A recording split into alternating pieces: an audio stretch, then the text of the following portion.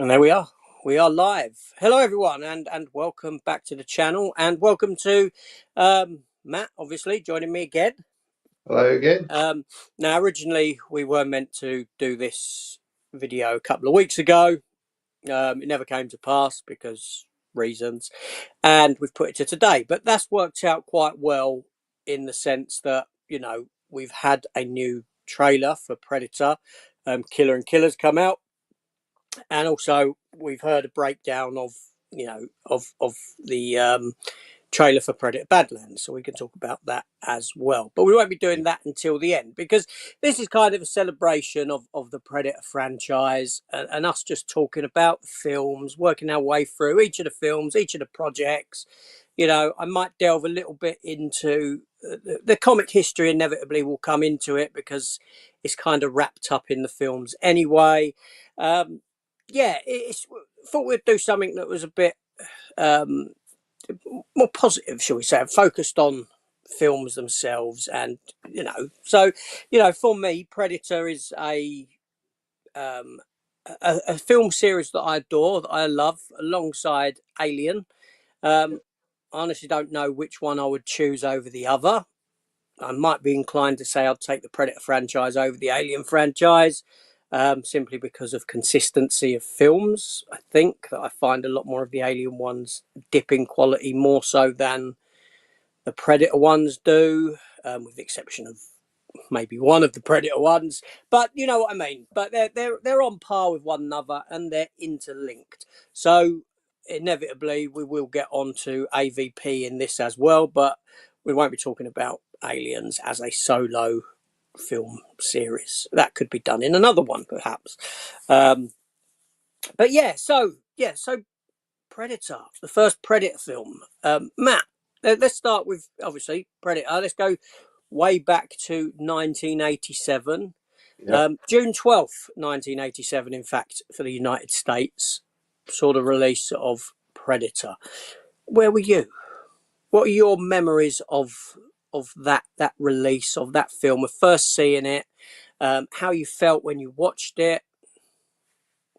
Yeah, I don't think I ever went to the cinema to see it because I would have been 72, 82, 10. No, I wouldn't have been quite 18. But I think my first viewing of it would have been on VHS. And yeah, absolutely fantastic. It's my favourite Arnold Schwarzenegger film. I think out of all of the films he's done, Predator is number one for me, even over Terminator 2. Yeah. I just think it's very typical, isn't it, of that era? It was, testosterone filled. It You know, was. a group of sort of soldiers all together, all being like tough. Um, all the one-liners were in there. It was just it's just brilliant. And the film obviously it starts off very much like a sort of kind of a war kind of feel to it. They're obviously going into the jungle to retrieve um, a hostage, and then they obviously come across the predator, and Mm. yeah, one by one they just get picked off, don't they? Yeah, I mean, it's certainly a lot of sort of machismo on screen in that film, the likes of which you don't get anymore. No, That sort of we're not given that now. I mean, I don't know. It's wrong, isn't it? It's in today's society, it's perceived as being too masculine. But there we were. We were presented with these heavy hitters. I mean, these individuals, these characters that majority of them being larger than life physically. Sort of the best sort of specimens that that man can find, and they're all unwittingly getting picked off by this creature from outer space. yeah, Um, it's a great film. Now, for me, I know that my earliest memories of Predator was Fangoria magazine. Okay, I don't know if you know Fangoria. You must have Yeah, seen it's it. like a horror Yeah, horror the horror related magazine. magazine. That's right. Now I didn't ever read Fangoria magazine. It wasn't a pickup that I something that I picked up regularly. But certainly back then I'd read a lot of magazines about films. And this particular issue of Fangoria had the face of the Predator on it, and I was kind of I don't know. I kind of fell in love, shall we say, with that creature at that point. Seeing this image on this cover, I thought that looks amazing. So I did. I bought that issue of Fangoria, and I remember inside, it had articles on the Predator, and it had a big page splash of Jesse Ventura's character when he gets killed, Blaine when he's got the chest cavity open, and Yeah. image of that. And I Oh remember dear. it being, Yeah. I remember the magazine being confiscated in class at school, because I had it in class at school, and it was given back to me at the end of the day. And I don't know what they thought of it, the teachers, but they certainly thought that I shouldn't be looking at something akin to that. I know that. You know what I mean? Because I was 1987. I was like, that was my first year of school, secondary school. So Wow. I was like 11. 11. Um, Yeah. and obviously then I saw the film, and like you say, yeah, it's my favourite Arnie film. I mean, it's a Yeah. top 10 film for me anyway. If I was to do a top 10 list, Predator would most certainly fall in that. Predator as a Yeah. franchise would be a top franchise of mine. Um, and yeah, it's I mean, Stan Winston's creature design for that film, obviously never been bettered No. in any of the films that came afterwards. They never got the Predator looking as good as what the Predator did there, and I think Mm. a lot of that is in the mandibles. And if you look carefully at the Predator with the mandibles, when you go to the later films and the mandibles, not so much in Predator 2, but especially the ones after that, there's a kind of a looseness to the skin of the mandibles. They sort of, when it closes up, they sort of, like curtains. When you got curtains Yeah. open Ripple. or drawn, you got that, Ripple. yeah. But you don't Yeah. have that in the first Predator.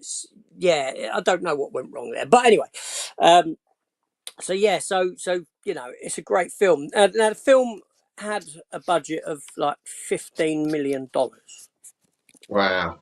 right? But I But mean, wait, then inflation. Yeah. you know what I'm saying, right? But that was still quite a low budget, and it went on to take 98 million worldwide. So decent profit from that film, being that it was an R-rated, 18-rated movie. Mm. Um, yeah, it was a good profit. Do you know what I mean? Yeah. I mean, I think, yeah, I mean, because it's only Predator and Predator 2 that are 18 certificates, isn't it? I don't think all the rest are 15 and below, I think.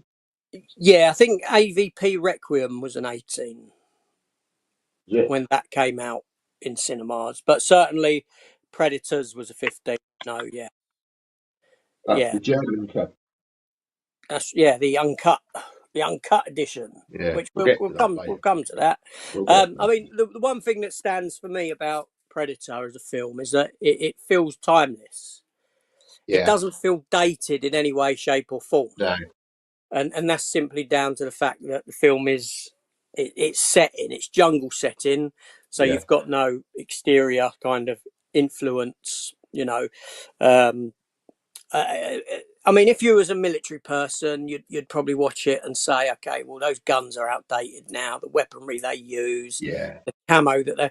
But for normal watchers of the film, a person in camouflage gear is a person in fatigues is a person in fatigues. You know what I mean? Yeah. Carrying around Yeah. big guns in the jungle is. Do you know what I mean? So in that effect, for that effect, the film is very timeless and doesn't feel like it's ever dated. Yeah. No, I totally agree with So you. how many editions of this film do you have? Of Predator, Yeah, um, 3. So I have it on.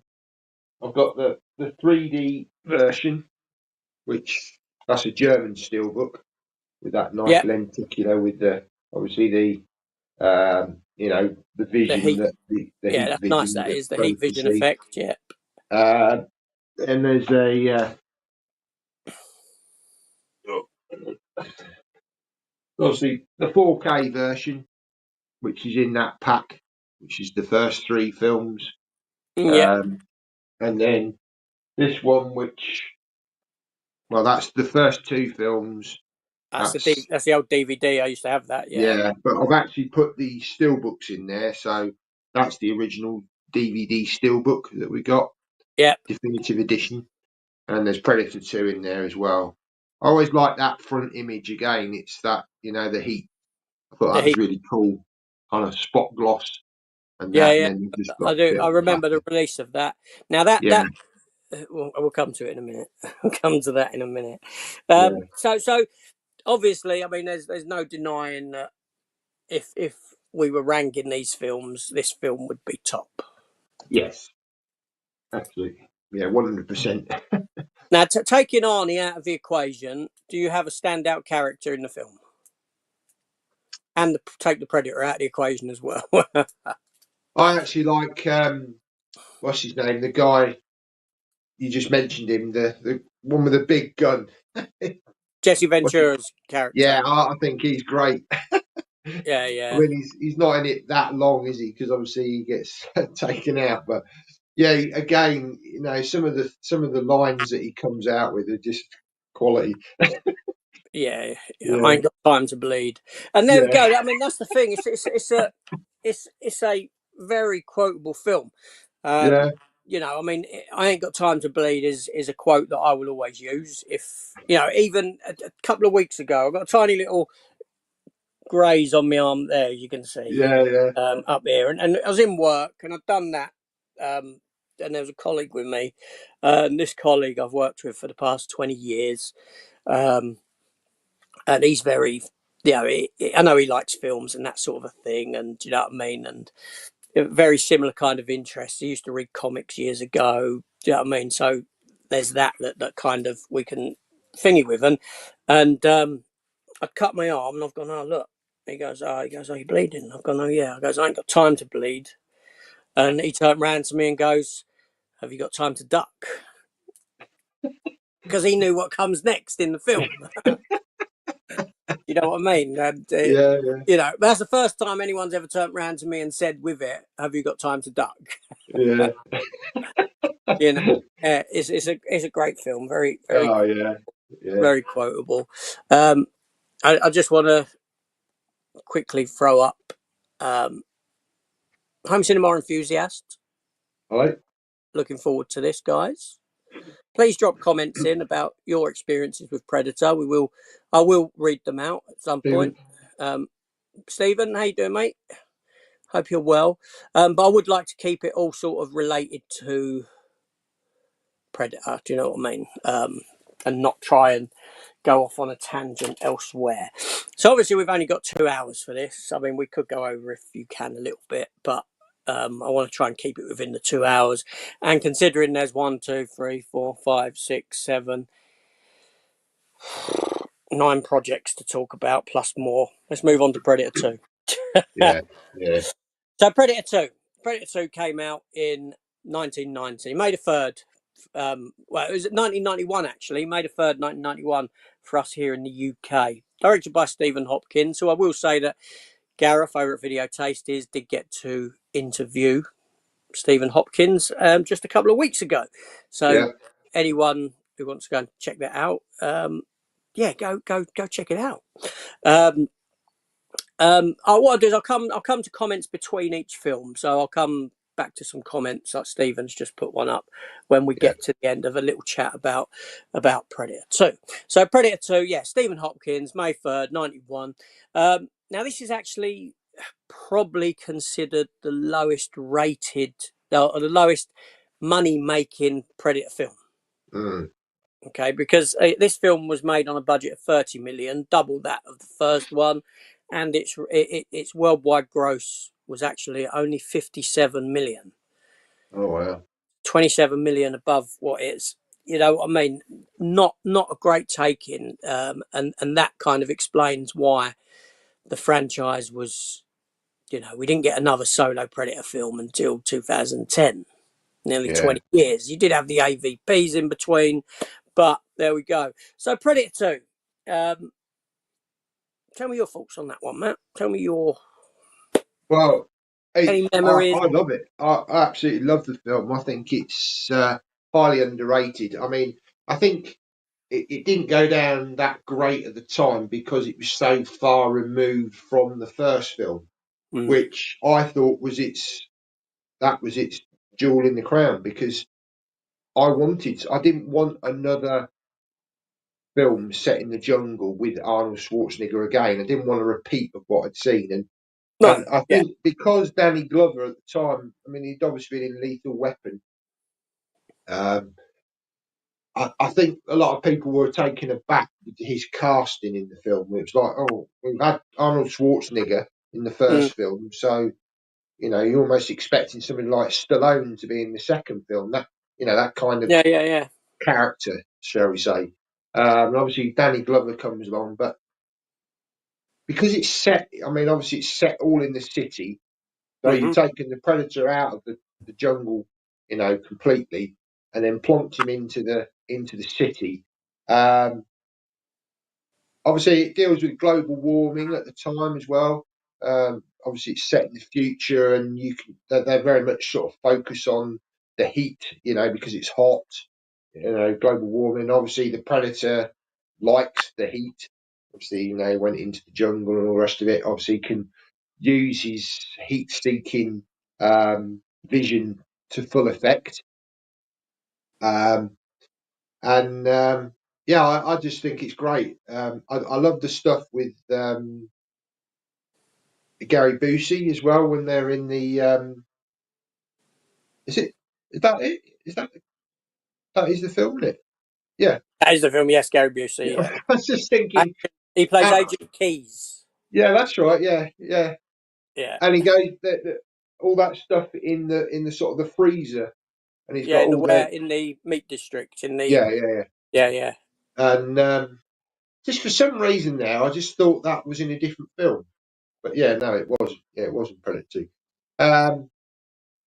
Yeah, and just you know, seeing the vision in that kind of environment was a total shift to what we'd yeah, seen in the jungle. It was polar opposites, wasn't it? Um, and yeah, and just the ending of the film for me, I just thought was great. Obviously, he goes into the ship, you see the ship, and then and again, it's that ending where he's had that battle with this one predator all the way through the film, and he pretty much, he's defeated it, and then they all come out, and then mm, it's like, okay, which one's next? yeah. Who's yeah? Absolute classic. So did And you? then, Oh, sorry, go yeah, on. no, I was just going to say, obviously, you get to see those trophies Yeah, in the Predator franchise, which again, that pretty much then opened the gateway to, the franchise that we have now, and obviously future projects that we're going to get. It very much sort of opened the whole yeah. box of the Predator franchise. Did you get to see this one at cinema, or is this another one that was the That would have been VHS? VHS. VHS. Didn't Yeah, watch that much at the cinema, to be honest. In the sort of late 80s, early 90s, it wasn't until sort of the mid 90s that I started to go to the cinema because didn't really have much money at the time and yeah. didn't No, really have much access to the cinema where I was living because sort of out in the sticks and there wasn't really much to get to. Or no. you know, So for me, I mean, I remember I loved Predator 2. I still do. I think it's a great film. I think it's a yeah, dated film. yeah, It's very dated in that it because of its era setting, and the vehicles, the clothes, blah blah blah. There's that kind of thing, and I also feel that the film um, tried to emulate too much other films of the era, and yeah, this is me picking at it, but don't get me wrong, I love the film. I love so much about it. But for me picking at it, I would say that I see RoboCop elements in it, yeah, being the TV reports and that sort of a thing that yeah, come up throughout. Um, it's obviously part of it's inspired by Aliens. And like you said, in the meat packing plant, you know, with Agent Keys and the other agents who are in the van watching the life signs or their cameras, and you Yeah. know, being taken out one by one. There's a very kind of alien influence. You know, you can see that it's been inspired by other movies. Mm, mm. But that's me nitpicking, really is, because again, you know, I've still got somewhere. I've got a leaflet that was given out in the cinemas for this film, like when you used to get leaflets and things like that, that opened up 3 times, and you've got the Predator stood in it, and it's like points to all of his weaponry, and it gives you a little spiel on all his different weapons and that sort of Oh, a thing. cool. I never had an issue with back then. I mean, even now, but even back then, I never remember having an issue with the fact that Arnie wasn't in it. Yeah. It I had think a never, lot of people were expecting him to return, weren't they? yeah. And my first view of this film was actually on VHS Pirate, because I'd phoned up my local video store that done pirates, and I said, um, "Have you got Predator 2?" And they said, "Yes." Yes, we have. Now, I think the US did get this before us. I'm not sure if it was a simultaneous release or not. May have been. I'm not entirely sure. All I know is that its release here was May 3rd, 91. Um, but I was straight up that video shop, and you know, I watched. Yeah, I loved it, and so much so that I did buy the. There was another video shop I went to, like a legit one, and I got the. As soon as they put the standee in the window, which was a 5 foot high cut out of the Predator, in kind of a reflective silver, which is the same image as what you've got on the back of that DVD box set. Okay. Yeah, grab that DVD box set of yours again with the two in it. See the image of the Predator on the back of the double box, not the That one. steelbook, on No? the on the outer. Yeah, see that image of the Predator there. Yeah. I had that as a standee, which Oh, was wow. it was very silver. It was all Yeah. silver, and the Got Predator blue in was it as well. outlined in blue because it was meant to be him invisible, or sort of turning invisible. Um, yeah, I had that. I didn't have it anymore, unfortunately. Oh, what a shame. I know. I regrettably I left it in my old house. Oh, no. Yeah, I knew that I left it as well. I left it up in the attic because it was at that point of where I was divorcing, and I just didn't Yeah. give. My world had fallen apart, and I couldn't give a toss about a standee for a Predator. But there we Yeah. go.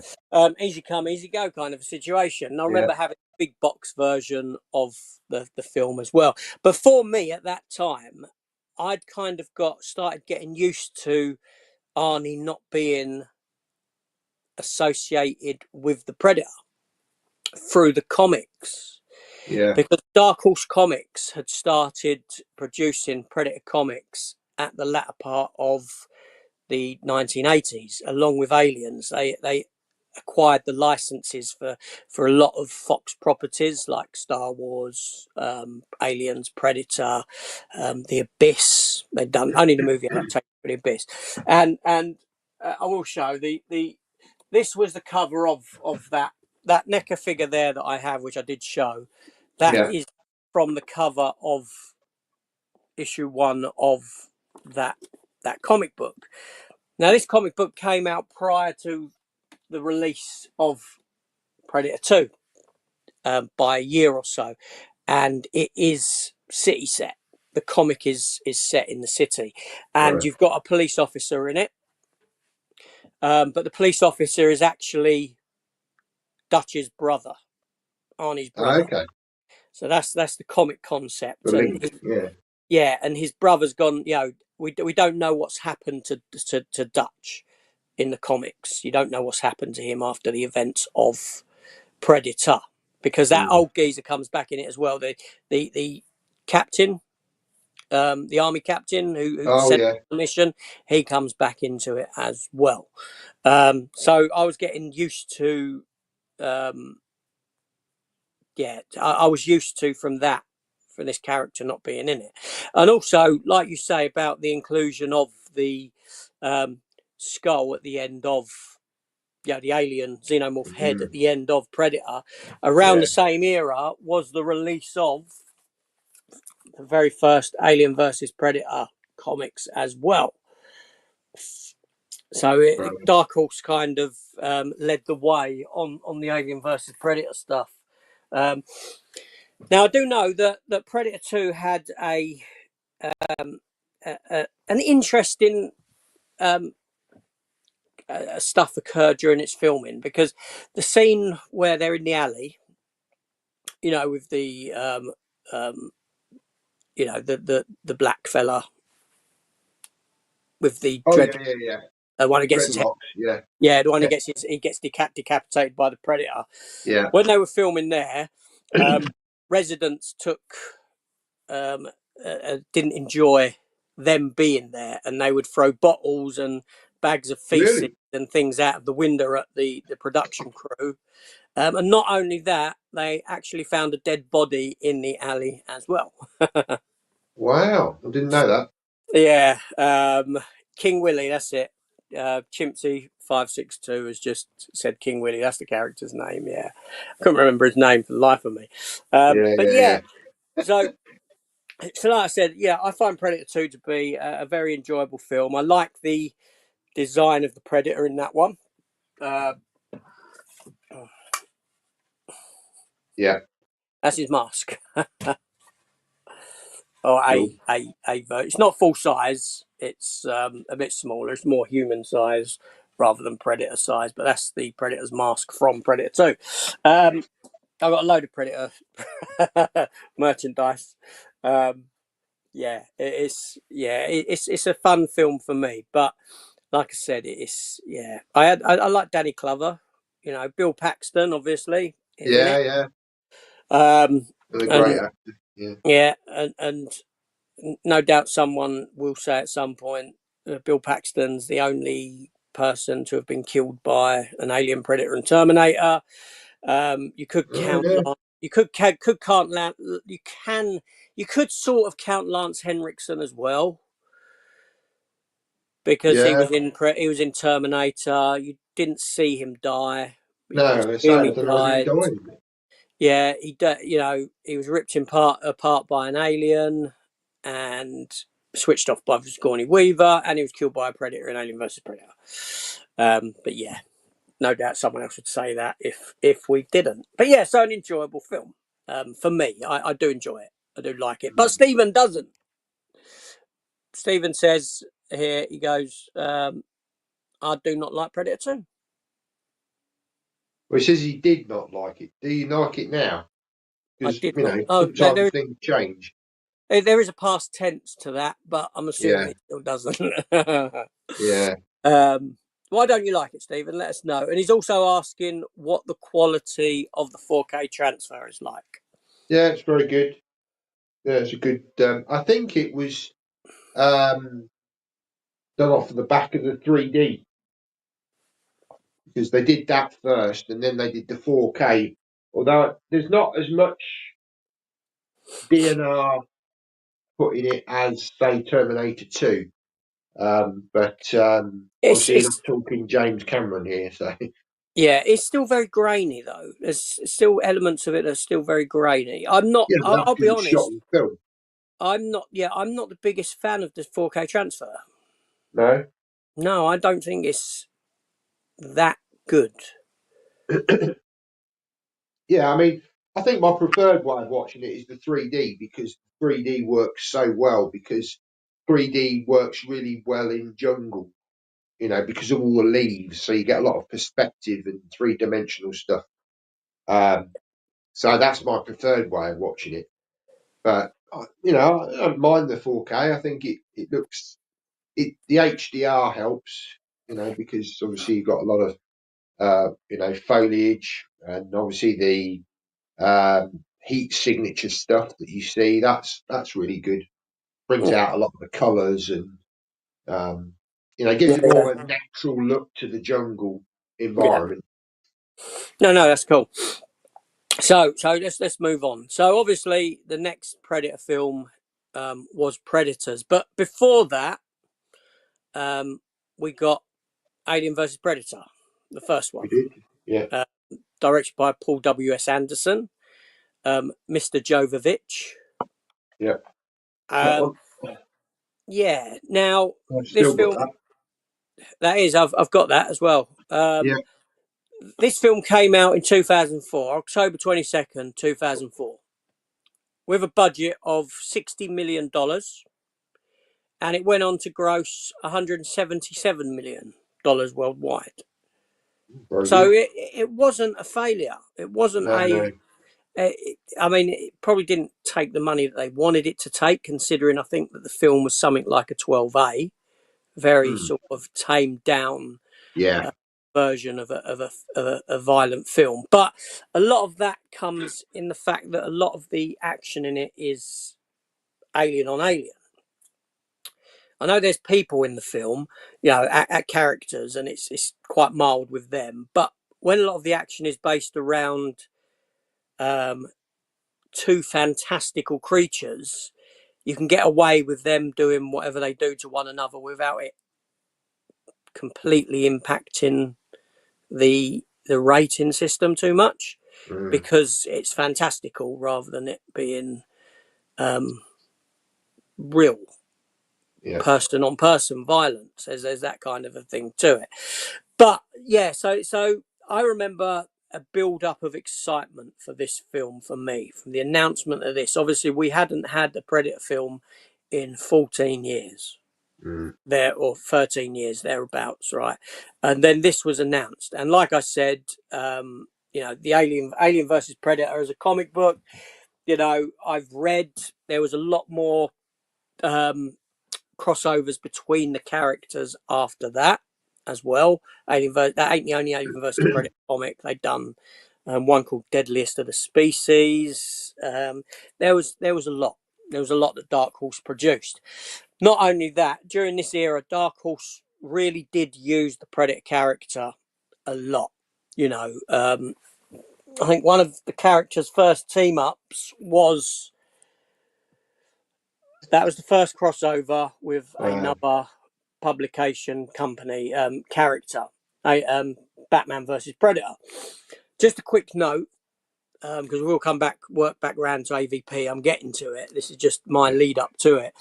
Is that there is a short film on YouTube called Predator Dead End, which is a 9-minute fan made film. It was made in the early 2000s, I believe, prior to The Dark Knight or Batman Begins. And it is Batman facing off against the Predator and Alien. Yeah, I think I've seen that. Yeah, I think and it I'm is pointing very, towards it. very good. The Batman in it was at the time was said to be the best on-screen version of Batman anyone's ever seen. That's how good And people, that's how the much fan people like made. this. Yeah, so that's Batman Dead End. Seriously, go check it out. It is very much worth a watch. So for my excitement levels for this film were sky high. You know, Mm. you got Alien, a franchise that I loved. Again, great concept, great design for creatures, and you got the Predator coming together finally in film, teased in Predator 2, and given to us in Alien versus Predator. Yeah. The film wasn't received very well by people. It didn't live up to the expectation that the promise of it. It never lived up to the promise of the concept. Mm. Um, so with you, Matt, what was your experience with this one? Was this a cinema visit? What's your thoughts on the film itself? Yeah, I think I did go to the cinema to see this one. But again, and like yourself, I'm never really a big comic book reader, so I wasn't aware that there was a comic book series of this. So when it was announced, I was almost like, wow, how have they come up with this concept? Sort of Mm. bringing these two iconic characters together. Um, But you must have been aware at this point of the tease in Predator 2 for it. yes, yeah, With that the was my really only connection with it. Yeah. Yeah, that's probably where I got it from. But yeah, I wasn't really aware of. of the comics until this had released, and then found out that there was a comic book series that had been done. Again, I loved it. I just thought it was great. You know, yeah. Obviously, we got Lance Hendrickson. He came into it, Yeah, which was great. That link between obviously the I, yeah, because aliens. he played Wayland. He did play Wayland, yeah. Yeah, Um, really, pretty much the only known actor in it. Everyone else was sort of unknown at the time. And yeah, I love the fact that it was sort of this sort of pyramid that they found in, was it Antarctica or wherever it was. yeah, yeah. Um, Somewhere cold. yeah, and yeah, I just thought it was great. You know, again, I can understand why the fact that it didn't do as well, because it had that 12A rating, which they obviously wanted to appeal to a wider audience. You know, Yeah, bring kids into it that sort of, you know, were aware of both franchises. And so, yeah, I can understand sort of people just saying, "Oh, this is rubbish," you know, nowhere near as good as the Alien or Predator films. But no, I thoroughly enjoyed it. I thought it was a lot of fun. You know, great to see sort of these two go head to head. You mm, know, I mean, it was, you know, quite a basic story, not sort of, just very much sort of popcorn fun, you know, not to be taken too seriously. Just yeah, switch your brain off and just enjoy it, you know. yeah. There's certain Paul W.S. Anderson tropes that he used in Resident Evil that he uses here, Yeah, uh, where you see where you see they got to show where the characters are. You know, like you have in Resident Evil, you have like a sort of computer layout of the mansion and the the tunnel going down, and it zooms into where the characters are. You do the yeah, same thing on the Predators, you know, wrist gauntlet thing. It yeah, shows holographic thing, and all. Here's the pyramid. Here's the characters, and you know, yeah, there's sort of certain Paul W.S. Anderson tropes in there. Now, for me, yeah, I think it's a fun film. You know, yeah, I have fun with it. I have fun watching it, but again, it's one that I can. There's a lot of frustrating parts to it for me. Um, Now, having read the comics, I will say that there's, you know, there was a Predator comic done called Cold War, Predator Cold War, and I think it was maybe the fourth Predator miniseries that was released by Dark Horse, and it was all set in the snow. It was all set, which goes against the Predator because the Predators are drawn to heat. Do you mm, know what I mean?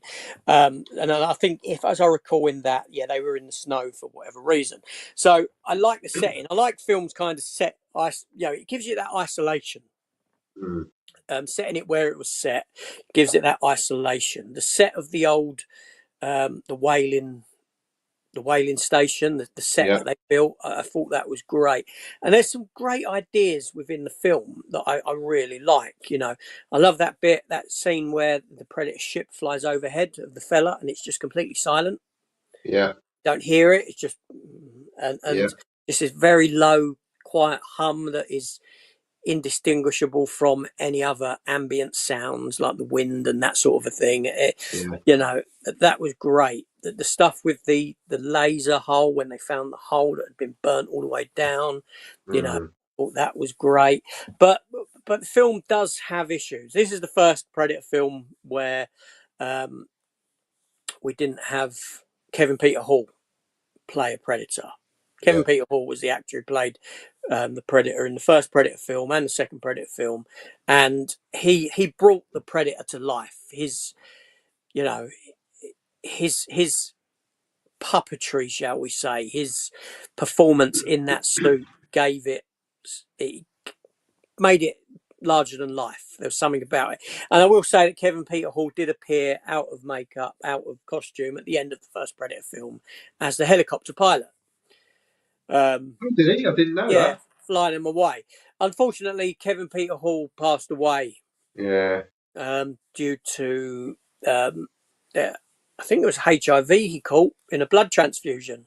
Ah, how He had a awful. blood transfusion, it gave him HIV, and then he sort of succumbed to that, and that what came about with it. So when we got to Alien versus Predator, the Predators are far more bulky. They're almost like, they almost look like American football players in their bloody, where they have the big shoulder pads on and the Yeah, yeah, yeah. there's that kind of a, a, a dumbness to their motion. There's that kind of, do you know what I mean? There's that, and then there's the Batman and Robin scene where they're running towards the Predator's running towards the camera with a girl next to him. Now the Yeah, stuff with the girl is all taken from the actual comic books, right? Because that very first Alien versus Predator comic that I showed that's over my shoulder there, that's the graphic novel of it. I do have the individual issues actually boxed somewhere, but in that it's set on an alien planet. It's a very similar concept. It's set on an alien planet where there's an outpost of humans that have colonized. They're almost like ranchers, and the predators have an alien queen in their ship, and they have a conveyor belt, and the alien queen is laying eggs. And the predators send the eggs down to the planet, unknowing that there's humans on the planet, and the face huggers hatch out and they attach to indigenous life forms. So mm, there's kind of cattle. There's sort of alien cattle, shall we say, yeah, on this planet, and they join with them. Um, but that's not it's when they join with the humans, you've got the standard sort of aliens. Do you know what I mean? And the predators come down, and you end up with an overrun of aliens, and you end up with one human left. You end up with one predator left, and the predator and human come together to do battle against the aliens. So it's very much like what we get in the Paul W.S. Anderson AVP film in that yeah, regard, even down to the scarring of the girl, yeah, where the yeah, predator yeah, sees her as a worthy hunter, and in that, I think in the film he scars her cheek, but in yeah. it he scars her forehead, center of her forehead. Um, and that character did go on to appear in further comics where she was actually taken in to a predator clan because she was left stranded on the planet alone, and predators came down. um, they saw the marking on her because the other predator died. They saw the marking on her, and they took her because she'd been deemed worthy by another Yautja. Yeah. Yeah, Okay. and so the concept of the film is very much around that. Um, I don't really want to get too much into this because this is more Alien franchise side of thing. This Mm, for me is where the Alien franchise started getting silly with the timelines of the whole impregnation and growth of the alien. yes. Yeah. And unfortunately, what this one of the mistakes that this film done is I always hate the fact that they put a time limit to the events going on that you're aware of by the fact that this pyramid changes shape, Yeah. because this pyramid restructures every 10 minutes, I think, in the concept of the film.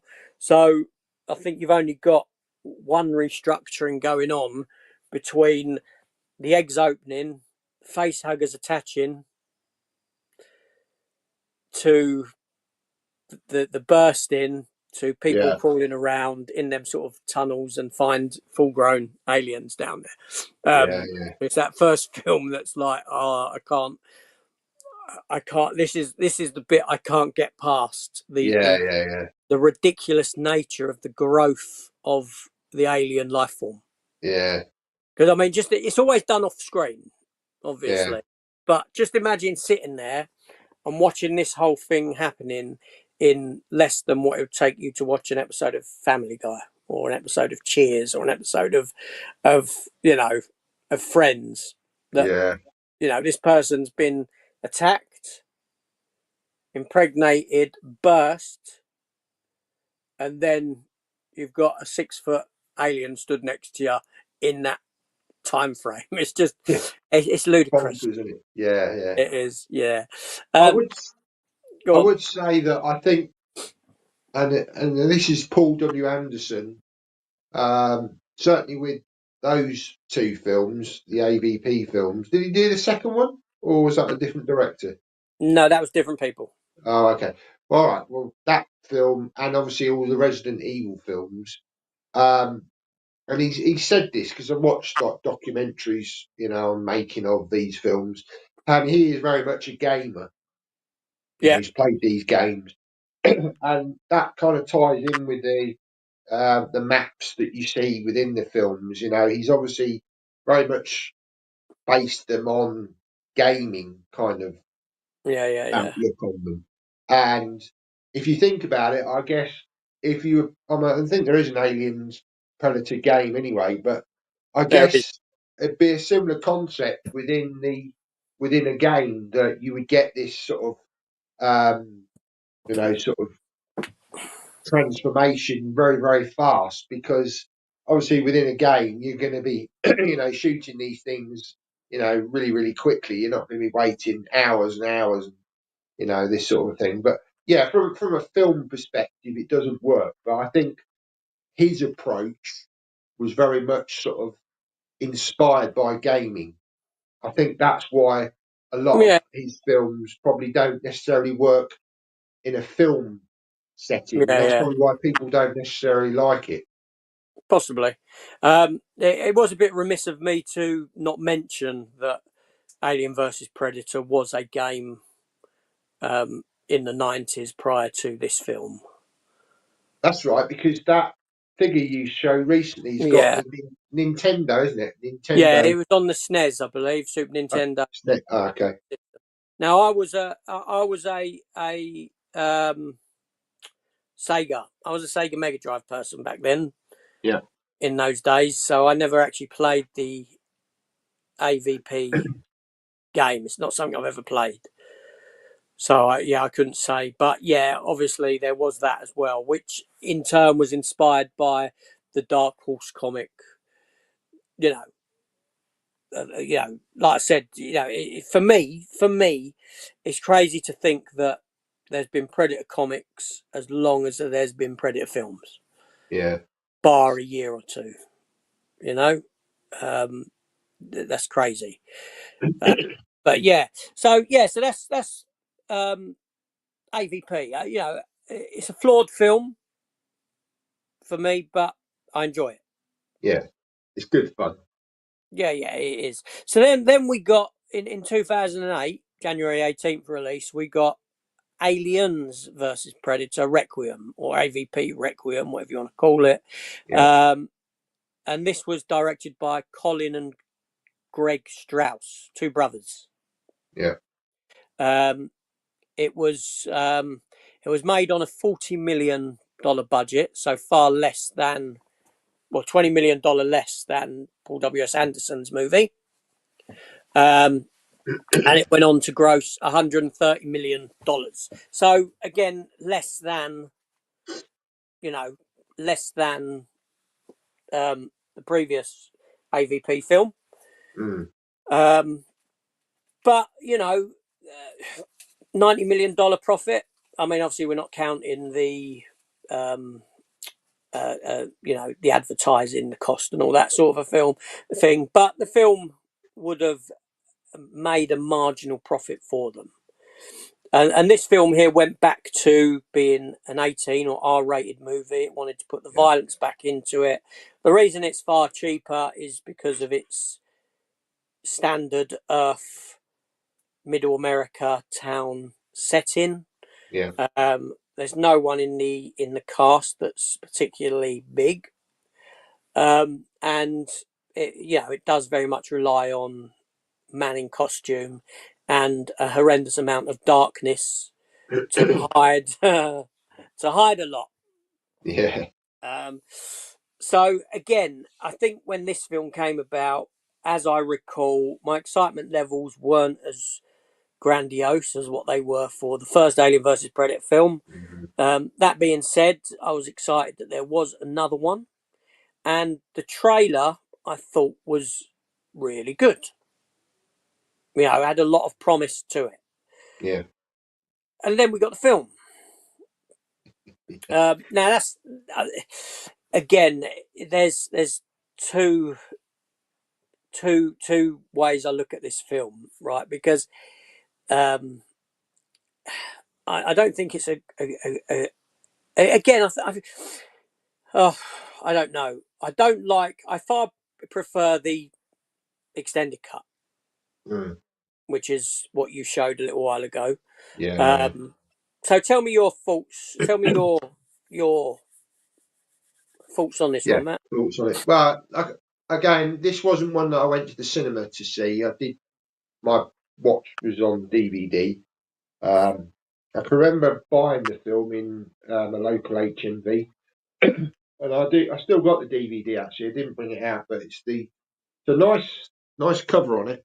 The Super Combat Edition, I think it's called.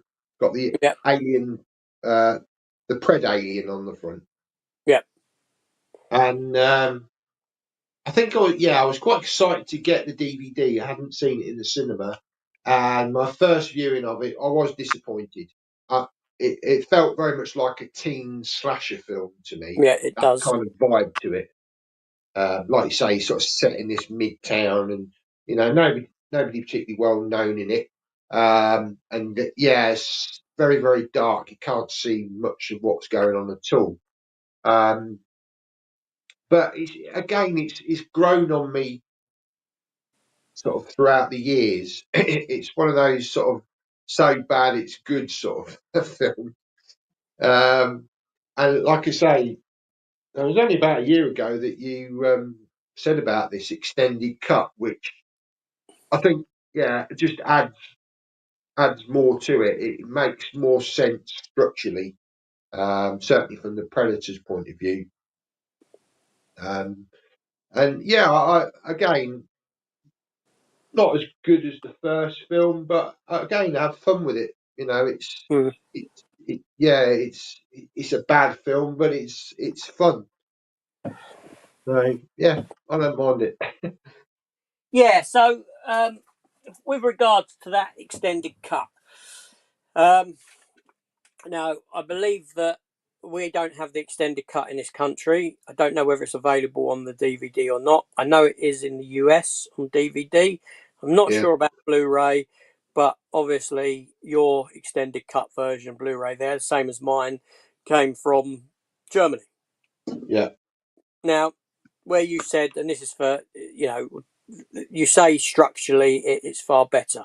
It is. It is. It yeah, makes far more sense, right? yeah, Because one of the criticisms I had of this film is, and a lot of people said this at release, is why is only one predator being sent to deal with a infestation or a possible known infestation of aliens and also a hybrid predator, half yeah. predator, half alien.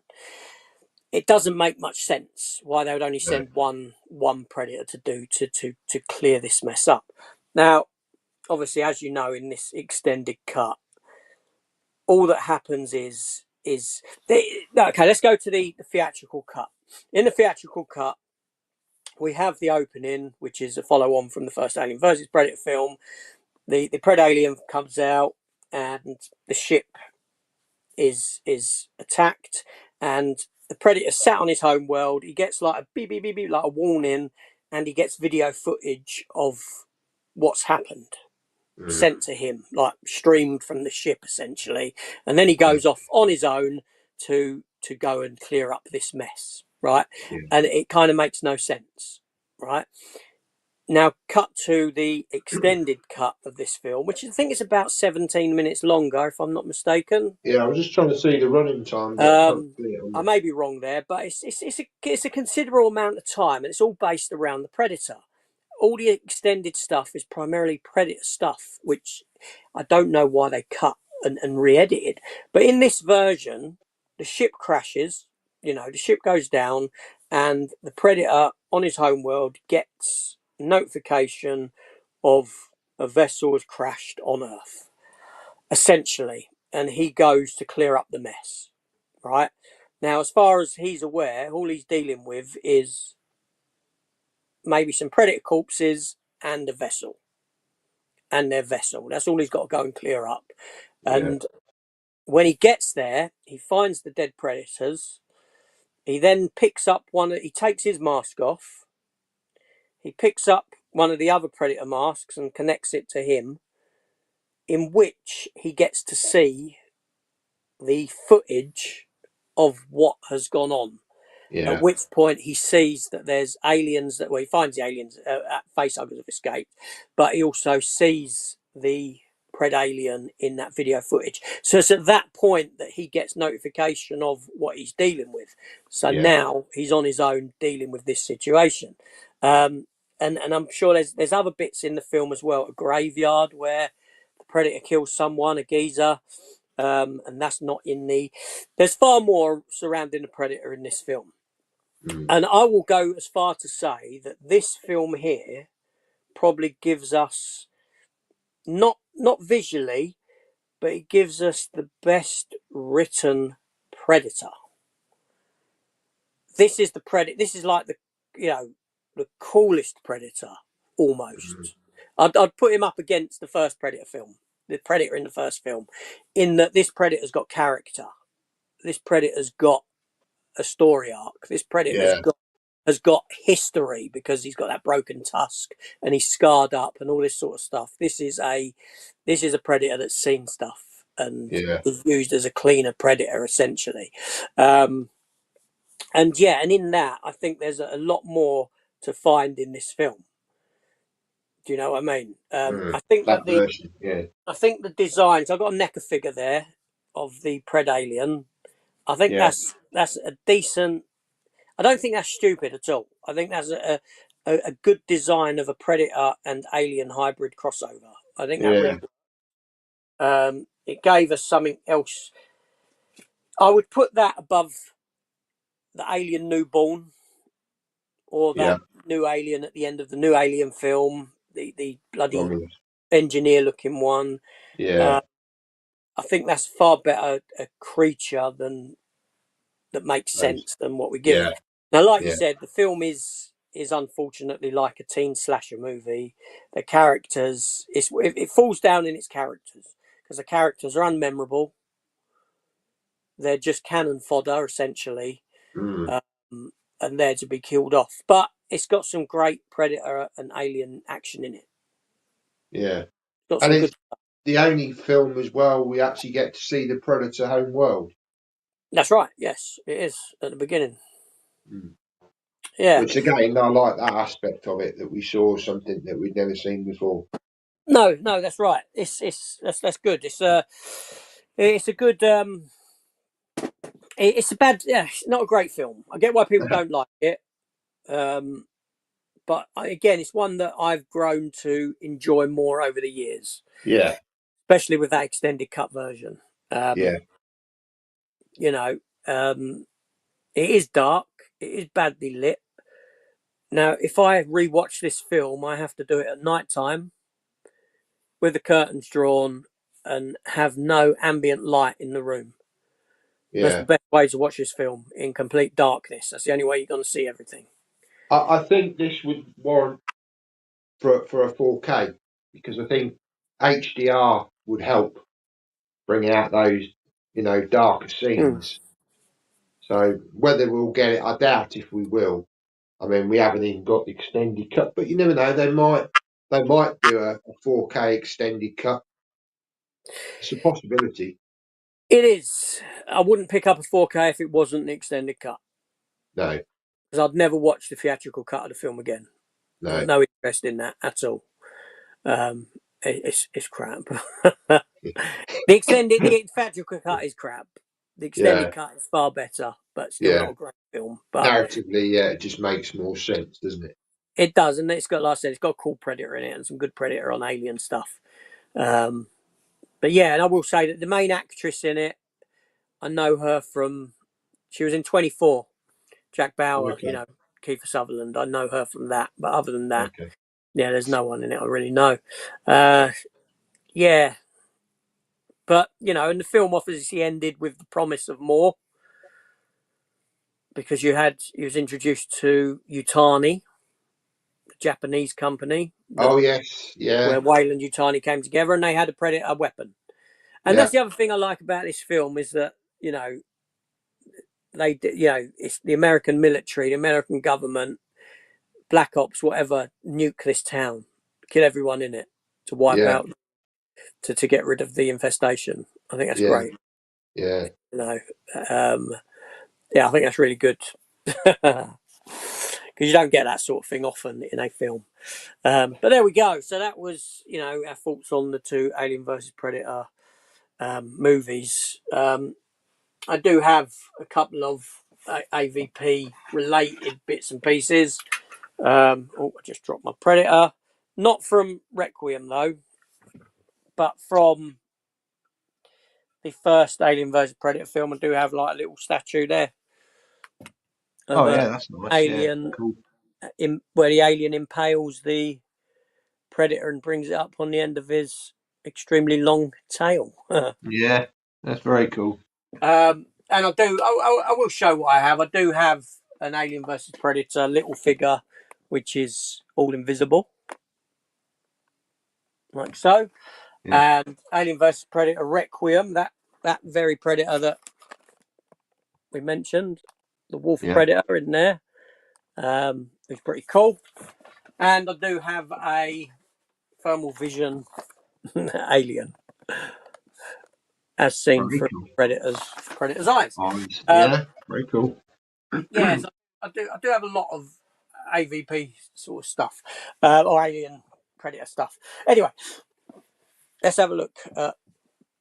Yeah, I don't know if I showed Stephen saying no, he still doesn't like Predator 2. Gary North, Predator 2 has some decent action. I think it's underrated. Yeah, I do. I think it's underrated. Zach D Productions, how you doing, Zach? Hope you're well. Says what's up, and we've got Luke from Luke's World of uh, Movies and TV. Right. Hey AJ, Matt, how are you both? I will say that I am on. I'm going on Luke's channel on Wednesday evening at 7:30 for a live. He's invited me on. I'm not doing anything, so I'm joining him on that. So yes. So moving on. So we're going to step back again now. No, we're not. We're stepping forward because I've done it the other way around. Okay, so like I said, we had Predator 2 in 1990. Mm. We had the two AVP films in between that. And then in 2018, no, 2010, sorry, 2010, get my dates right. July 8th, 2010, we saw the release of Predators. Yeah. The the Nimrod Antel directed movie. That's nice. Um, Obviously, produced by Thingamajig, Robert Rodriguez. Yeah. The film had a budget of $88 million and went on to gross $160 million worldwide. Mm. You know, the Predator films have never been big No. in a sense, except maybe the first one. I think they've all drawn a profit, but they've never been big, big. Do you know what I mean? But yeah, so Predators came along. Obviously, we had the casting of Adrian Brody, Mm. right? A bit of and at the time, probably when you heard that Adrian Brody was announced, you know, skinny fella, big Yeah. nose, you know what I mean, fighting the Predator. What's that about? Yeah. Yeah. You know, you had Topher Grace, not long off Big of Thingy, Spider-Man 3. Spider-Man 3, Yeah. a couple of years Yeah. after. You know, Yeah. another kind of, you know, sort of Topher Grace. Okay. Um, you Mm. know, Lawrence Fishburne in the cast in a kind of more extended cameo kind of a character, Yeah. more than anything else. And you had for me, personal favourite in the film is Walton Goggins, who Oh was yeah, yeah, he's in it. Yeah, who was the convict. You also had Marvel's potential Blade, Mahershala Ali is in it as the black fella, who gets killed off quite early actually. Um, Danny Trejo, yeah, who's Robert Rodriguez, Danny Trejo. mm, He's always in a Robert Rodriguez film. yeah. I'm not sure the actress's name. Can't say I've seen her in much. And you got the Asian fella, the Yakuza Oh yeah, character as well. yeah, Now, again, the excitement levels for this film for me were high, sky high, because when you consider take Alien versus Predator out of the equation, you hadn't had a Predator film since 1991. Now we're talking nearly 20 years, yeah, 19 years without a yeah, solo Predator film. So it was about time. Poster I thought was fantastic, and I'm talking about the one where you've got Adrian Brody close up, and you got the dots on him. He's covered in mud, and you got mm, the Predator face over his shoulder. mm, Um, and then we got the film. We got the film. Now I think this is quite a divisive film among people because it goes back and kind of retreads old ground in that um, it kind of hits beat for beat what that first Predator, the Arnold Schwarzenegger Predator mm, film, does. Only it mixes it up a bit by putting these characters obviously on an alien world. They've been taken from Earth. They're a group of characters that shouldn't be together. They've got mm, no business being together. They're kind of like the worst of the worst in different aspects of society and cultures around the world.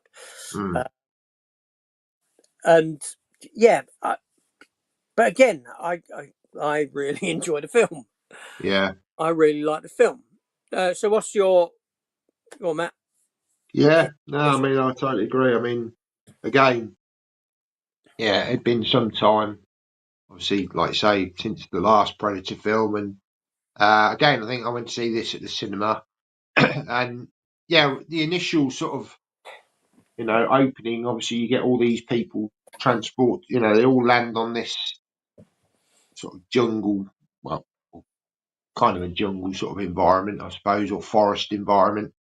And at that point, you don't actually know that they're on an alien planet No, because that's not revealed until a little bit later when you get to see that sort of full landscape and the moons, the double moons in the back of in the horizon, sort of. that's right. I will say, you do get some nice little tidbits leading up to that. Where the girl says that, they're trying to work out what jungle they're in, and Mm, the girl says that she's been around the world and she doesn't recognise the topography of the yes, land. And then yeah, you've got the stuff with the where they make the compass in the yeah, water with like a pin and yeah, in a leaf, and it's just spinning because it's not directed to magnetic north. I think that's in the lead up to the the reveal, yeah, reveal that they're on an alien yeah, planet. Obviously, as we go into it as viewers, we knew that they were on an alien planet, which is a shame. But it's nice how the film works up to it. So go on. yeah, So yeah. No, I mean, I think it's some time before you actually see a predator, isn't it? I think again, a lot of it's done in camouflage. Um, it's been some time since I've actually seen it, to be honest. So memory's a little bit hazy on it, but again, there's that sort of picking off of the characters as we go. yeah, And obviously, towards the end, it's just Royce and the female. I get her name, but and um, you got Topher Grace's character as well up until the end.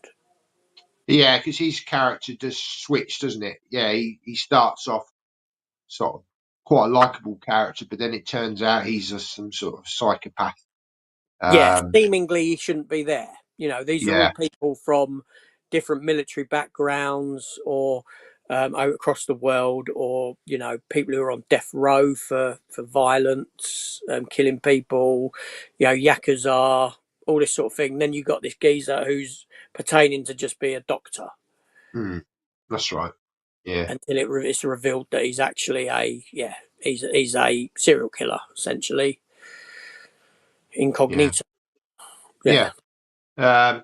And yeah, I thought it was good that we had Lawrence Fishburne in it, because obviously he'd been on the planet for some time, and he was kind of like this. He'd almost gone mad, hadn't he? yeah, With it all, and he did he have the Predator mask, or he got some he did. Predator? He had the predator outfit. Yeah, He had the camouflage stuff, which is the netting that the predator that's wears. right. Yeah, So he had the ability to, yeah, use yeah. that. But yeah, no, I thoroughly enjoyed it. I think it was. I think. I think a lot of people liked this because it was kind of like you say, a return to the first film. It had elements of that. Obviously, yeah, more of a bunch of people who kind of didn't almost fit together, but they kind of had to work together to work out, what was going on. But they all got picked off again, like the first film.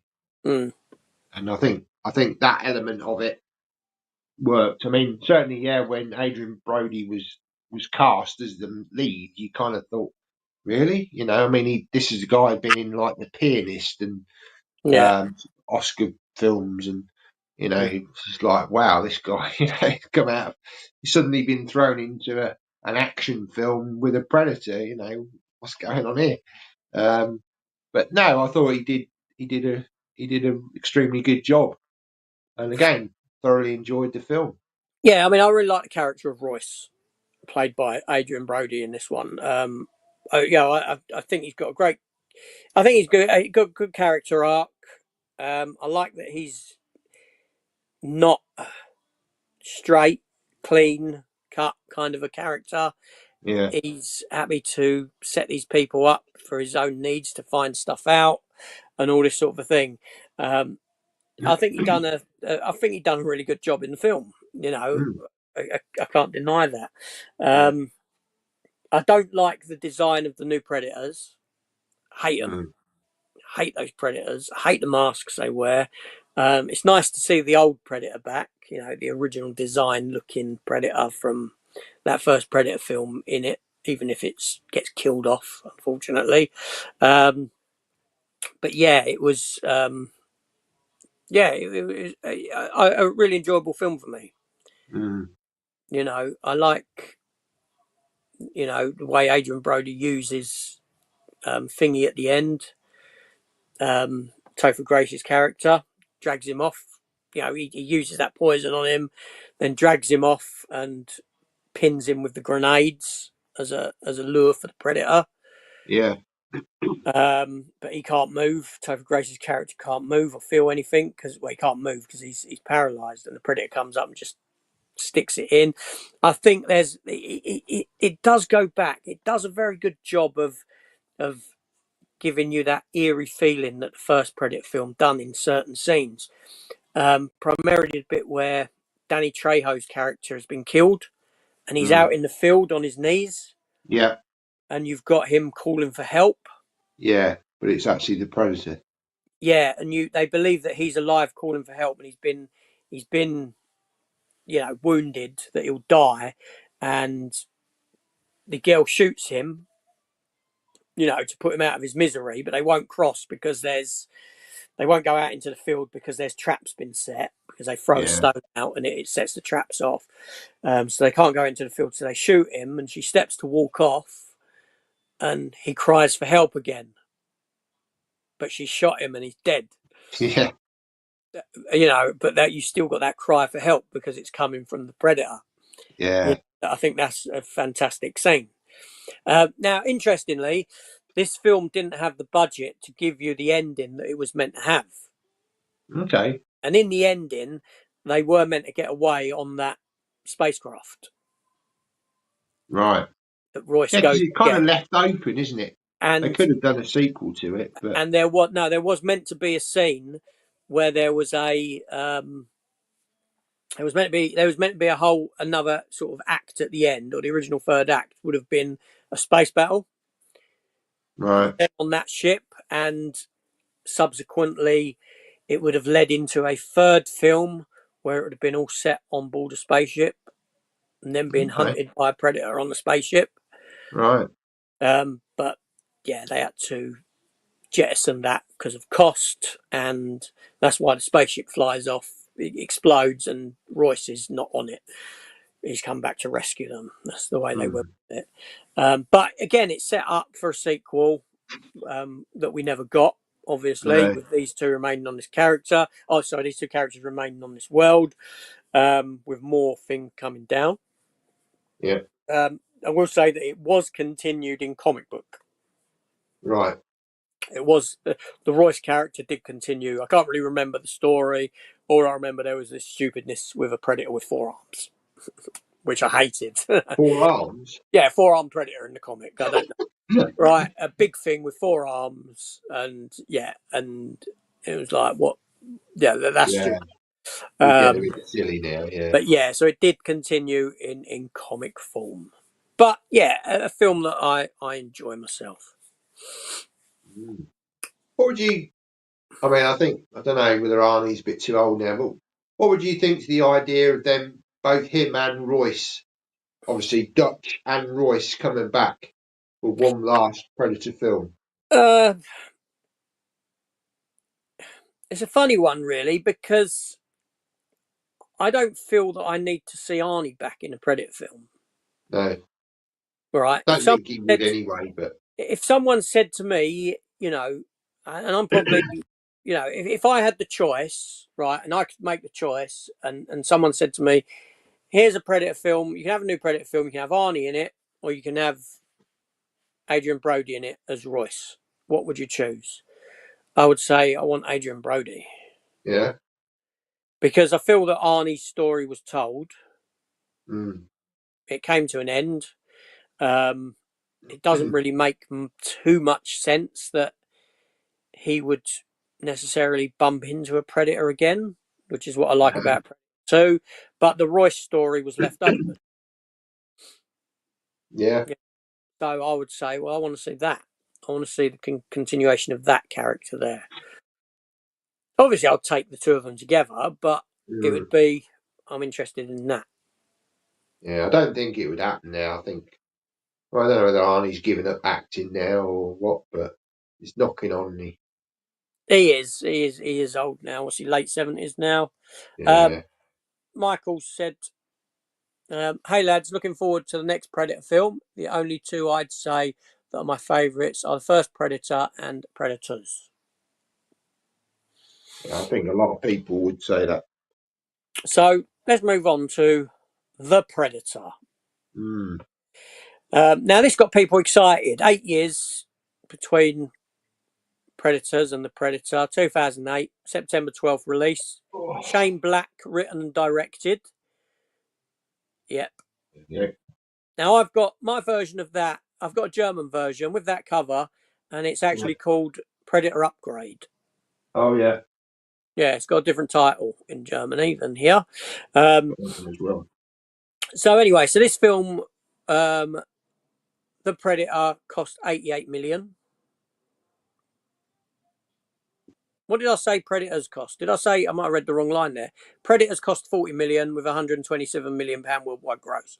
The Yeah, Predator was $88 million budget with $160 million gross. Yeah, Shane Black. So obviously Shane Black starred in the first Predator film. you did. Yeah, that's right. He was Hawkins. I think one of the Mm. first one to get killed, picked off. He was the comic book reading, big glass wearing Yeah. fella. The only reason he was in the film is because he was actually brought on for script rewrites. Okay. Didn't know So he did help with the script of that film while being given a role in the film as well. Um, Now Shane Black is, a, a, quite a decent writer of film. that. Mm. Lethal Weapons, Last Boy Scout, The Good Guys. you know, his name is attached. Long Kiss Goodnight. There's a lot of quality films that he's attached to. Yeah. The Predator, or Predator being one of them. The first Predator film, not written by him. That was Jim and John Thomas, but he was there to help with things on the day, essentially. So to have him coming back to the franchise sparked a lot of interest, Mm. sparked a lot of excitement. Then we saw the film, which Yeah. is which I think goes without saying is probably the weakest of the franchise. Yeah. Um, No doubt. you know, Boyd Holbrook was the primary actor in the cast. Boyd Holbrook is someone I wasn't aware of at the time of release, not someone I particularly liked in the film. Um, Thomas Jane was in the film, Punisher. You know, that was a bonus for me. Yeah. Um, Who else was in it? The lady, forget her name. um, Yvonne Strahovski was the blonde lady in it. Oh, you're talking about the dark-haired lady. Sorry, yeah, yeah. Yeah, The that's main her name. Yvonne Strahovski played the wife of Boyd Holbrook's character, the mother of the autistic child, and yeah, and this film saw predators coming to Earth to upgrade themselves, and autism was the next level of human evolution, um, or something nonsensical like that. And the predators wanted the boy. When Yeah, yeah,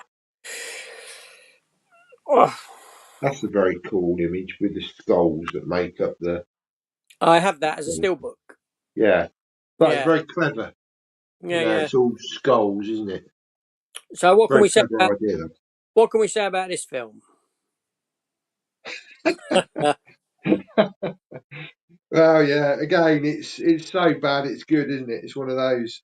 It's kind of in the realm of AVP Requiem again. Um, you know, it, yeah, it's crazy, really. Um,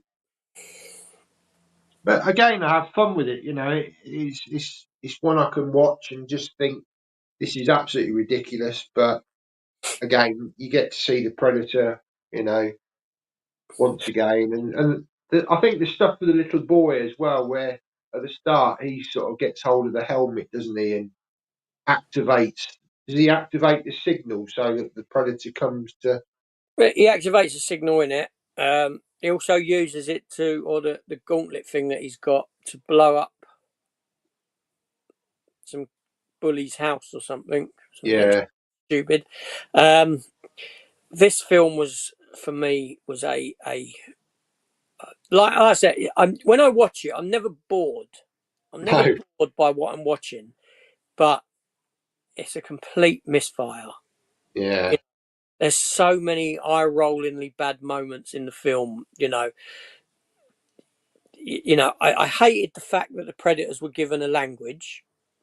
mm, I mean, I don't mind. Yeah, obviously they speak to one another, but what I don't need to see in a predator film is subtitles for what predators are saying. yeah, Right, that takes me out of it.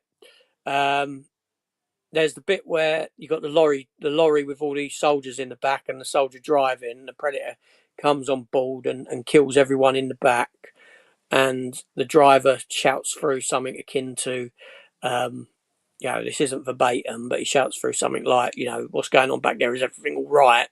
And the predator sticks through a human arm with the thumb up, like, you know what I mean?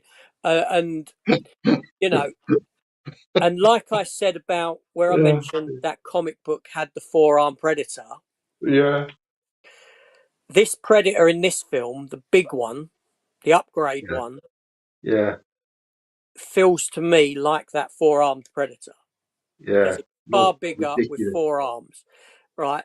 The predator was big enough in itself. The original predators, they tower over people. They're 7 foot Yeah, tall, a predator, and now you're giving us something that's about 10 foot tall. You're getting into the realm of complete ridiculousness that takes me out of the film. And yeah. that requires a CGI predator rather than a man in costume kind of a thing. Yeah.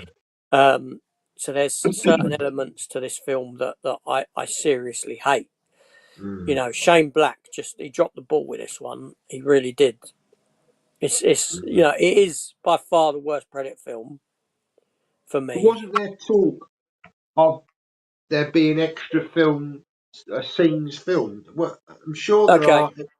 Yeah, yeah. go into that. The, the third act of the film was completely reshot. Um, you had there was characters, there were actors that were cast in this film that filmed that were completely cut out. One of them being Edward James Olmos, Yeah, who Blade Runner, yeah, that's Miami right. Vice, He's in Blade. Yeah, he was in. I know him Battlestar best from Galactica. Battlestar Galactica as Yeah, Adama. You know, the leader of the fleet. He was in it as a army general something, and the end of the film. And this is what I always want to see. And there are photos out there. And this is what intrigues me about films like this. There's certain films that intrigue me. Highlander 2 is another one, right? Because when stuff happens that completely reworks the film, and like with Highlander 2, they come back and they done a lot of work on the film. You know, bad films that I want to see. You know that they tinker with and better, and bad films that there's other versions that existed that we never got to see. So with yeah, this one, you've got on Earth in Area 51, you've got emissary predators. These are basically predators that have left the predator society and come to Earth and are working with humans. right. Um, and the end of the film would have seen them team up with these two predators. You know, and there's photos out there of these two predators. There's photos out there of these people on this APC armored personnel carrier tank type of a thing with these predators in it on it and this sort of a thing, and it never happened, or we never got to see it. But it was filmed. This stuff was filmed and reshot. Yeah, and wasn't there was a bit of a rumor that Arnold Schwarzenegger was supposed to make a cameo at the end. That's the other thing. But let me show you this first, because behind me here, just before we talk about that bit, because I got a lot of NECA, not a load. There's about 100 different NECA Predator figures, but I've got a few. Okay, but this one here I picked up for this reason, because this is an emissary predator NECA figure, right? Right. So this figure here is actually based upon the versions that we didn't get to see, and In it's a that film. yeah, in fatigues. So the predators Oh, were right. dressed in army fatigues Yeah. using human weaponry at the end. That's what we would have got, right? Okay. And that idea always intrigues me when you've Yeah. got predators that have turned and sort of and they probably get killed really quick by the big predator. That's what probably happens, right? As Mm. a guess. But that stuff always intrigues me. Now, the end of the film is another bone of contention for me, because you get that very end scene where um, there's that pod. There's this pod that is human size, right?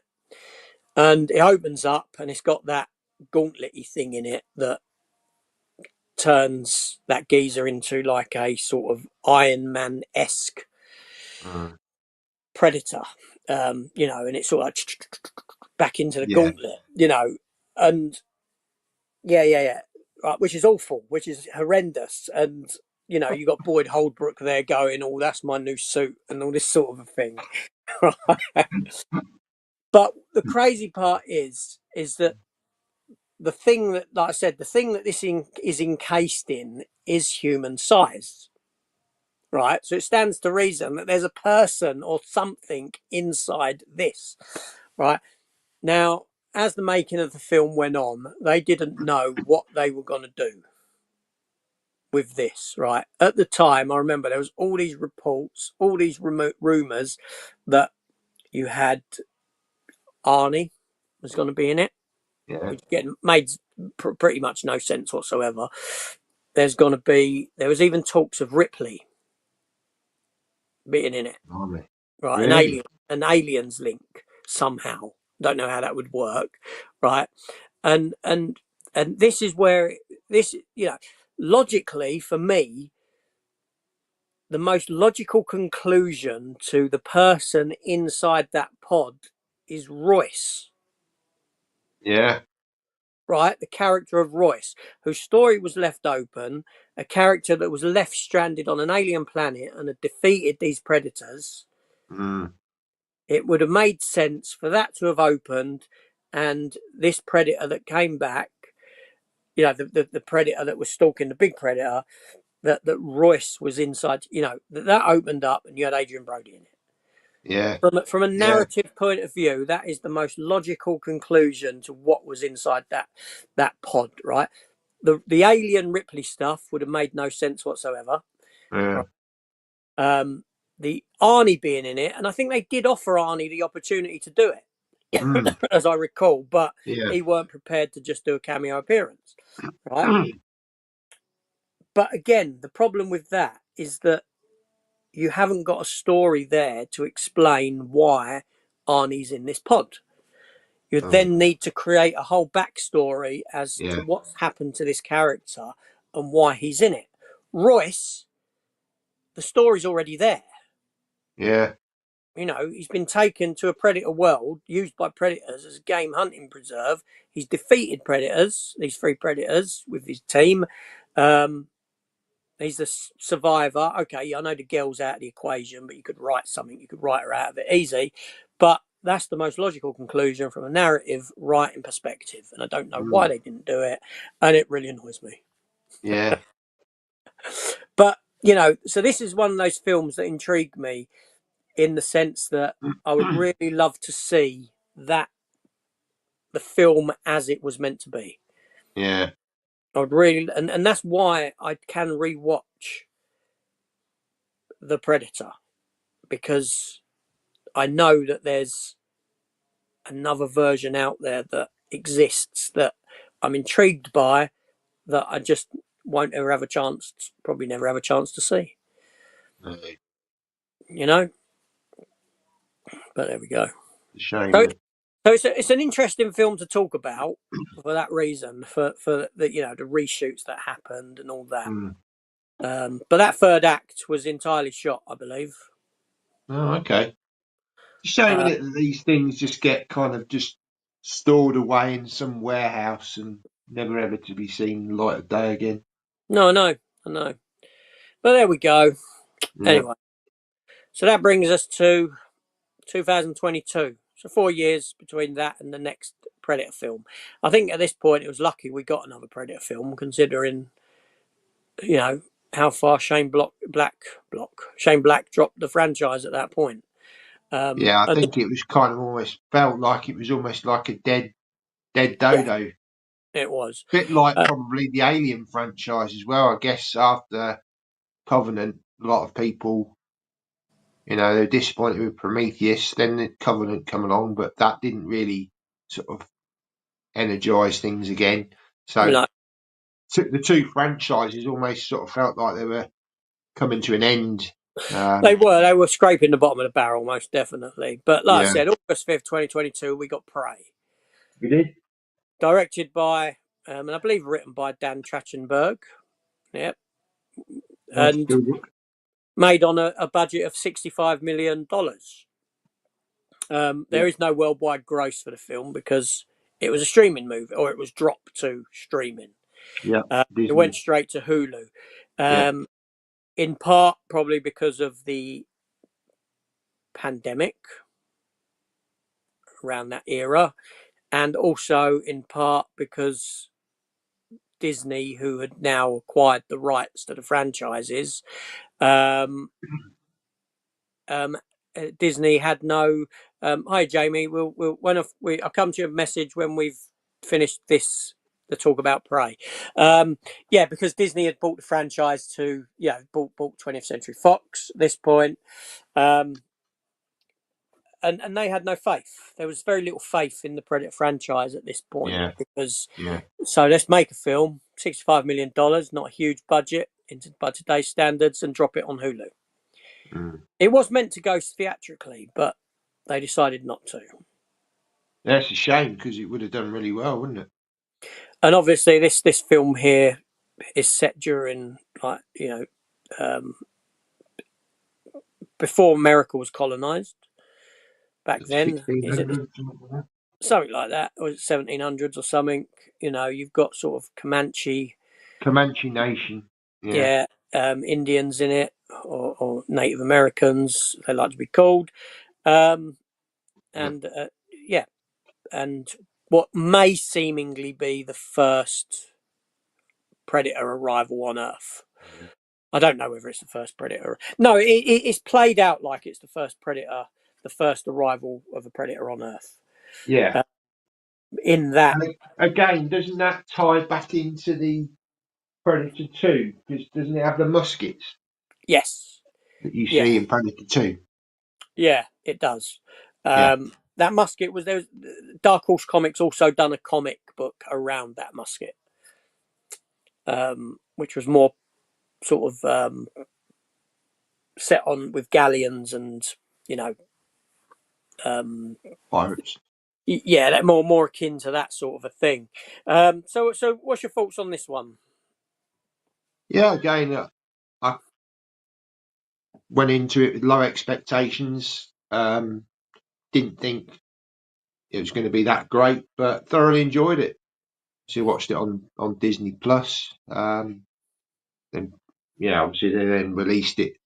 Well, they were bootlegs, weren't they? There was a bootleg Yeah, first, yeah, and then so then they released it, yeah, officially. But yeah, I thoroughly enjoyed it. I thought it was again putting it into a different time zone, which we hadn't seen before. My only one criticism with it is, I mean, yeah, she's not hasn't got much strength to her. Has she? She's all she's got is a bow and arrow, pretty much, maybe a knife. Um, Going up against a predator does seem a bit farcical, but yeah, again, I had fun with it. I thought it was done very well. Um, yeah, thoroughly enjoyed it. yeah. I think it's an enjoyable film. Um, for what it does. I mean, again, with me having read a lot of, I won't say I've read them all. I haven't read all the Dark Horse comics, but I've read a lot of the Dark Horse comics of the Predator things back there. In fact, those books above me, as you can see, these are all actually omnibus editions, which reprint many Predator Dark Horse comics. And Right, the thing that the comics did is they done this. They they did do set, the storyline. yeah, they set different they had different era settings for Predators. There's World War II ones set during World War II. There's like the ones where the story with the musket and all this sort of a thing. They've done it all. They've done so many different time periods in the comics that it's a wonder that it's taken the film series this long to actually sort of jump onto that idea and, well, let's show a Predator in a different time period. Mm. Um, like I said, I don't really like the idea that it's meant to be the first appearance of a predator on Earth, because I'd like to think that they've been coming here for far longer than that. That they've used this for go back to like Roman times and things like that. I'd like to think that there was that that they've been coming for centuries and centuries and centuries to hunt here. What about Uh, a dinosaur crossover? well, there we go. That's what I mean. Um, Take on a T Rex? the thing you'd have to get around is the technology. Would they have had the technology back then to pilot, to have space faring vehicles. That's the only thing. I mean, I liked in this film the fact that they took the Predator itself back to a kind of more with its weaponry. It wasn't so, yeah, it wasn't the Yeah, same as was. And this a is bit this more is primitive. Yeah, yeah. If you remember in Alien versus Predator, there was a scene where it flashed back and it showed you the Predators on top of like Aztec pyramids yes, and the aliens all swarming up and them setting off the device to. The Predators are the same as what we get today.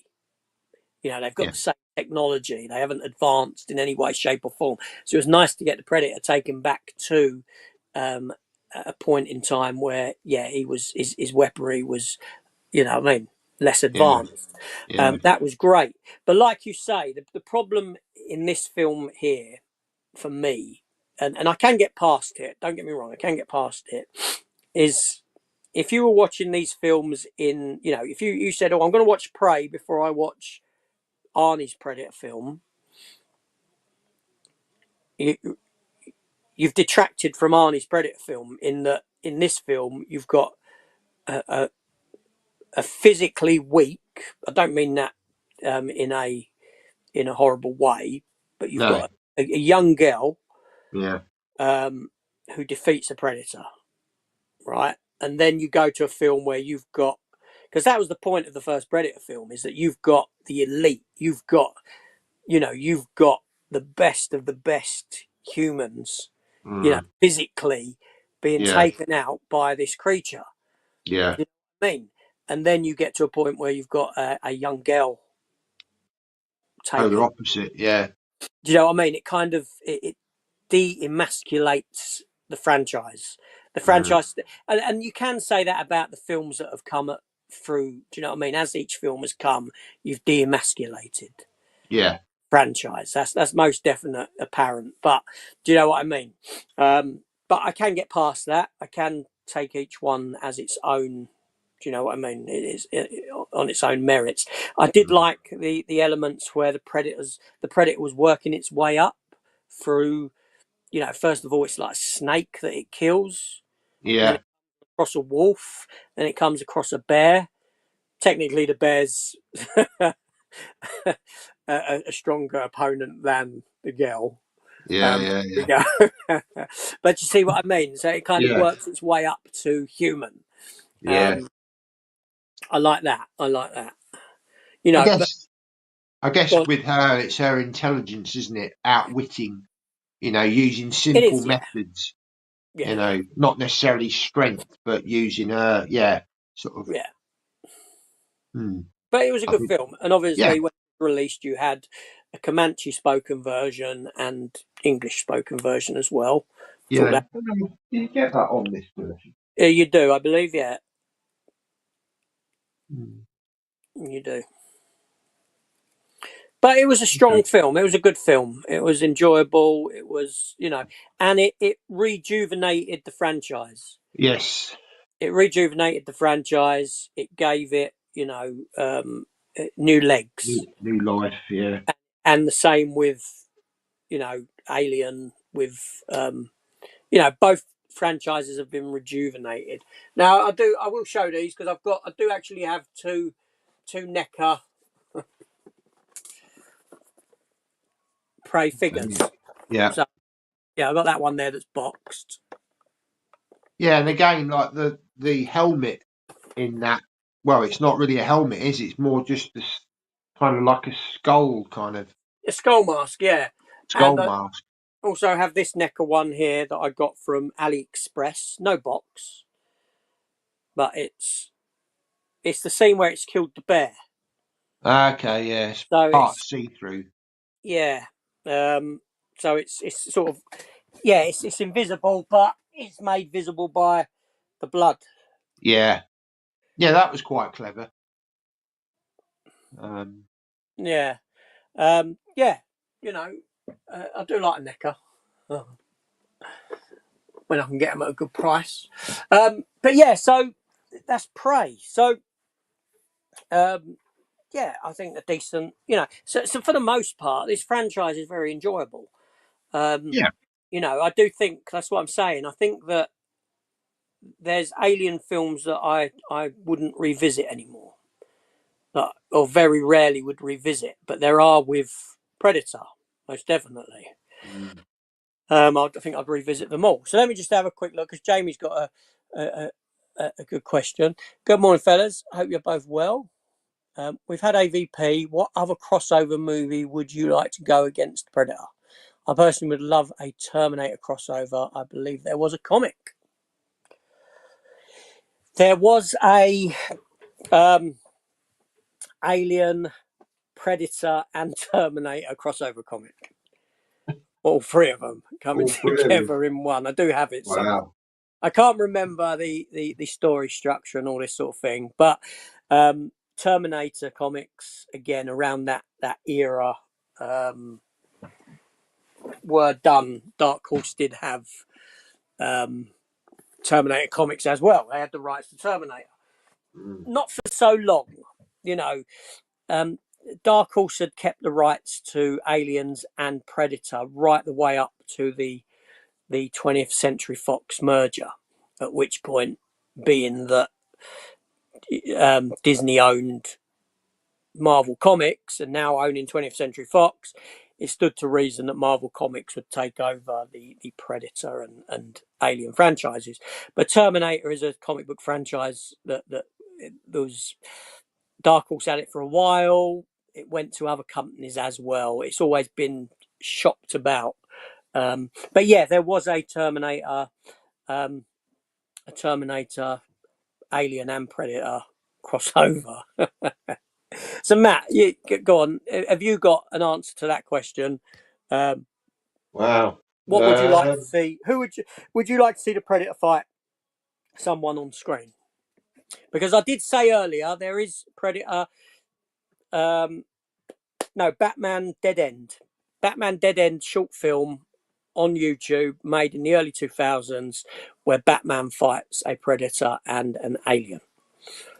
And it's well worth a watch. It's 9 minutes long. Seriously, it's a fan made thing.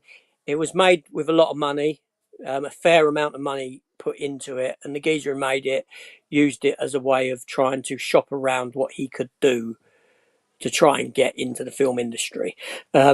It's also got the Joker in it, who's played by Walter Koenig's son, Chekhov. Okay. He's in it as a Joker. Very much worth a watch. The Batman costume is spot on. It looks like the Yeah. sort of costume that Alex Ross would dress someone in to draw, the artist. Right. Seriously, it's worth a watch. Anyway, yeah. So go on, Matt. Who would you No, like I'm to just wondering. I mean, again, not necessarily a big horror fan myself, but what about some of these sort of horror icons like Jason, or um, what's his name, Michael Myers, or something like that? I mean, again, I don't think it would work. Possibly something, maybe Jason, because he's kind of, there's Jason X, wasn't there? The upgraded version of Yeah, him, yeah. maybe That could within a work. space setting. Yeah, that could work, couldn't it? Jason X, I think, would be a good. Yeah, you know what I mean. I mean, it's a good. It's a good. The question's a good segue for me, because I was going to talk a little bit about the comics and some of the sort of crossovers that the characters had. So Predator has fought a lot of DC characters.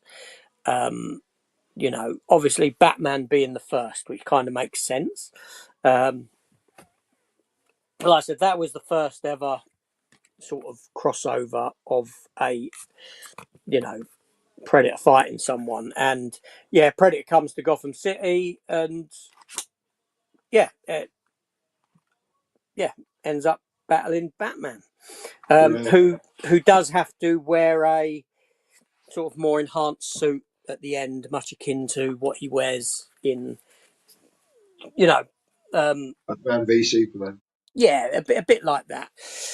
Um, Now, Predator's gone up against Superman. Predator's Does gone he? up, yeah, Green Lantern, Justice League. you know, they've done a lot of in other crossovers. He's gone up against Tarzan back in the Tarzan days. That, Really? that was Wow. under Dark Horse. There was a character called Magnus Robot Fighter. They've done that as a crossover with Predator.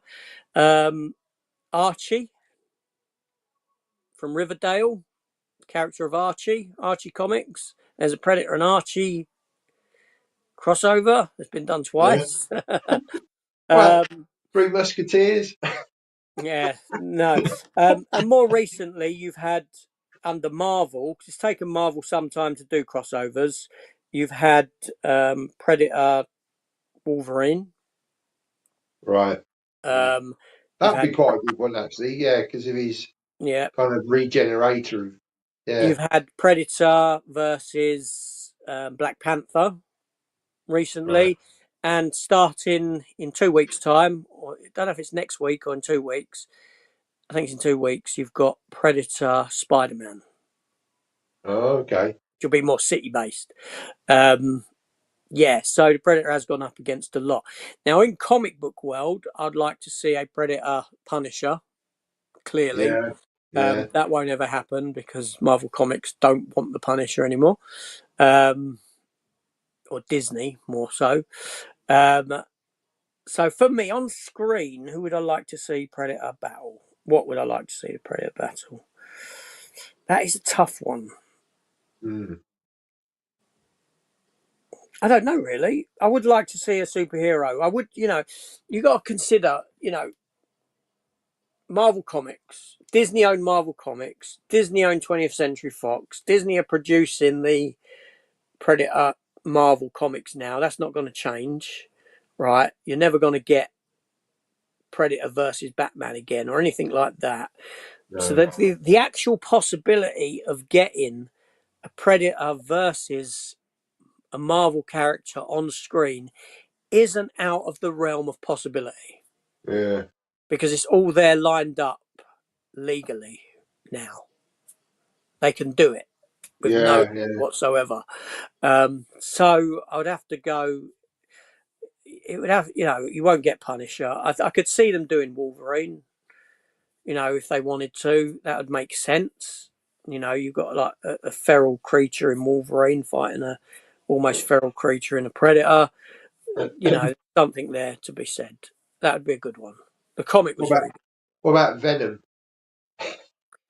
Venomized. If the problem is, you then Venomized step. Predator. Yeah, that's the problem. Is you step into that realm, and I Yeah. don't like it when you start doing that sort of a thing. I just want the No. Predator. So I'd say Yeah. Wolverine would be a good one. Yeah. Wolverine, Yeah. Punisher would be my top choice, but that'd be wishful thinking. That's a good question. I like that. It is. Yeah. You know, yeah, Predator versus James Bond. There you go. Yeah. No. um, so Richard, hi Richard, how you doing? Morning, boys. Looking forward to Badlands. Yeah, so that kind of segues into the next chat, which is the future of Predator. Yeah. This gone, you don't mind running over a little bit, do you, Matt? Or do you need to get away dead No. on? No. No. That's fine. Yeah. All right, because we can talk about, obviously, recently we've had Killer of Killers, which is the new animated Predator film, which comes out on June the 6th on Hulu or Disney here in the UK. This was kind of a secret animated film that has been made by Dan Trachtenberg, who brought us Prey and is bringing us Predator Badlands as well. It's kind of like he's like the new, you know, he's the new, Lead of it. yeah. Um, so Creator. we've Whatever. seen the trailer to Predator Killer of Killers, which is seemingly a number, maybe 3 or 4 anthology style short stories set within a film. So you've got a film cut into 3 or 4 bits of predators in different time settings. You've got World War Two. Yeah. You've got Japan, whether it's feudal Japan or whatever, I'm not entirely sure. and Yeah. you've got the other one which looks Vikings. Viking-esque. Um, Yeah. There now, was talk of a pirate one as well, but I don't know whether that. well, this is what I'm saying. Could it be that there's four and they've only shown three in the trailer, Possible. and that there's a sort of secret fourth one that they haven't Maybe. shown any scenes of? I don't know. But anyway, so what? If you remember when Prey came to an end, right? There was all this talk again came up, and you had all these fake posters made of like a Predator in Viking area, Predator in World War Two, all this sort of thing, and it seemingly it looks like what Dan Trachtenberg has done is given fans what they've clamoured for in form of an animated Predator film. Yeah. This is a Predator in other time periods, um, doing what it does. Mm. Now I know that you had some. I think you said, Matt, you weren't a big fan of the look of the Predator in one of them anyway. I'm guessing they look Yeah. different in each. Um, you weren't a fan, and I get that. I get that because it's very stylized, kind of a Predator, Mm. big, bulkier, smaller head. This Yeah. thing, but I think what we got to do is that's the problem with animation is that animation for some people don't work in its style and what it gives you, and you got to remember that this is it ain't a reflection of how a Predator's going to look in a live action setting. Do you know what I mean? No. Yeah. It's just a stylized way of that artist's interpretation of Yeah. what a Predator looks like. So yeah, so what are your thoughts on this one, other than that, what I've just shared for you? Yeah. I mean, I like the idea that we're going to get to see the different sort of time periods. I think the feudal or the sort of ancient Japan one, probably out of the three, for me, is probably the most intriguing. Um, I'm sure probably for you, possibly the World War Two is more appealing. Am I right? It is. It is. I wish it. Yeah, I do wish that it wasn't. I wish it was more ground set rather than. It looks like it's all air set. air set. Yeah, Predators in their ships going up against World War Two aircraft. Spitfires. Yeah, Yeah, Spitfires. Yeah, um, things like that. So yeah, that kind of it. I wish it was more sort of maybe World War One trench set rather than mm, World War Two setting. But yeah, no, World War. Yeah, I'll take anything in that sense. It's mm. yeah, you know. Yeah. I'm interested to see it.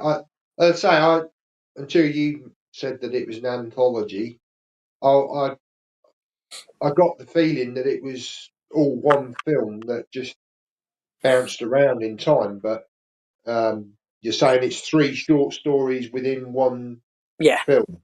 yeah. So essentially, it could have been shown episodic. Yeah, They could have done four episodes, Predator episodes at half hour each or whatever 25 minutes each, or whatever they may be. But it's yeah, just one. It's an anthology film. okay. I'm excited for it. I'm Yeah. I'm Oh I'm looking yeah. forward to it. Um, We've not had uh, a Predator animated film before, have we? one's been made. Oh yeah, you're saying about that. Yeah, Yeah, there is actually and this was prior to Alien Covenant. This was made. There's a Alien versus Predator anime 10-episode series that was made, filmed, completed, and then shelved. that's I'm such a seemingly, shame. uh, you know, I get it. No, I don't get it. I think it got caught up in the buyout, basically, in the coming together Fox, of Fox and Disney. right? Um, you know, and we'll talk about that in a minute. We'll talk about the potential of another third Alien versus Predator after we have a quick talk about Badlands. Badlands being the next live action Predator film set for theatrical release November 7th. Yeah, Now, unfortunately, the trailer ain't dropped yet, but the trailer has been screened at some con somewhere, CinemaCon, and we can talk about the trailer in itself. Again, brought to us, like I said, by Dan Trachtenberg, who gave us Prey and this Killer of Killers film that's coming. This film is set in the future on an alien planet Mm-hmm. where you've got a predator that you've seen. The scenes have been shown. I've not seen them of predator being hunted by gangs of humans with laser weapons, and the predator teams up with Ellie Fanning, who plays an enhanced human, like sort of cybernetically enhanced humanoid, and the predator's hunting this big creature, big alien creature that has the ability to regenerate, much like I suppose other some creatures here can regenerate body parts, can't they? Yeah. Um, and it's hunting this massive big thing. So you've got the predator as, I wouldn't say as a good guy, because as like in Alien versus Predator, the predator wasn't good, but it teamed up with Gel.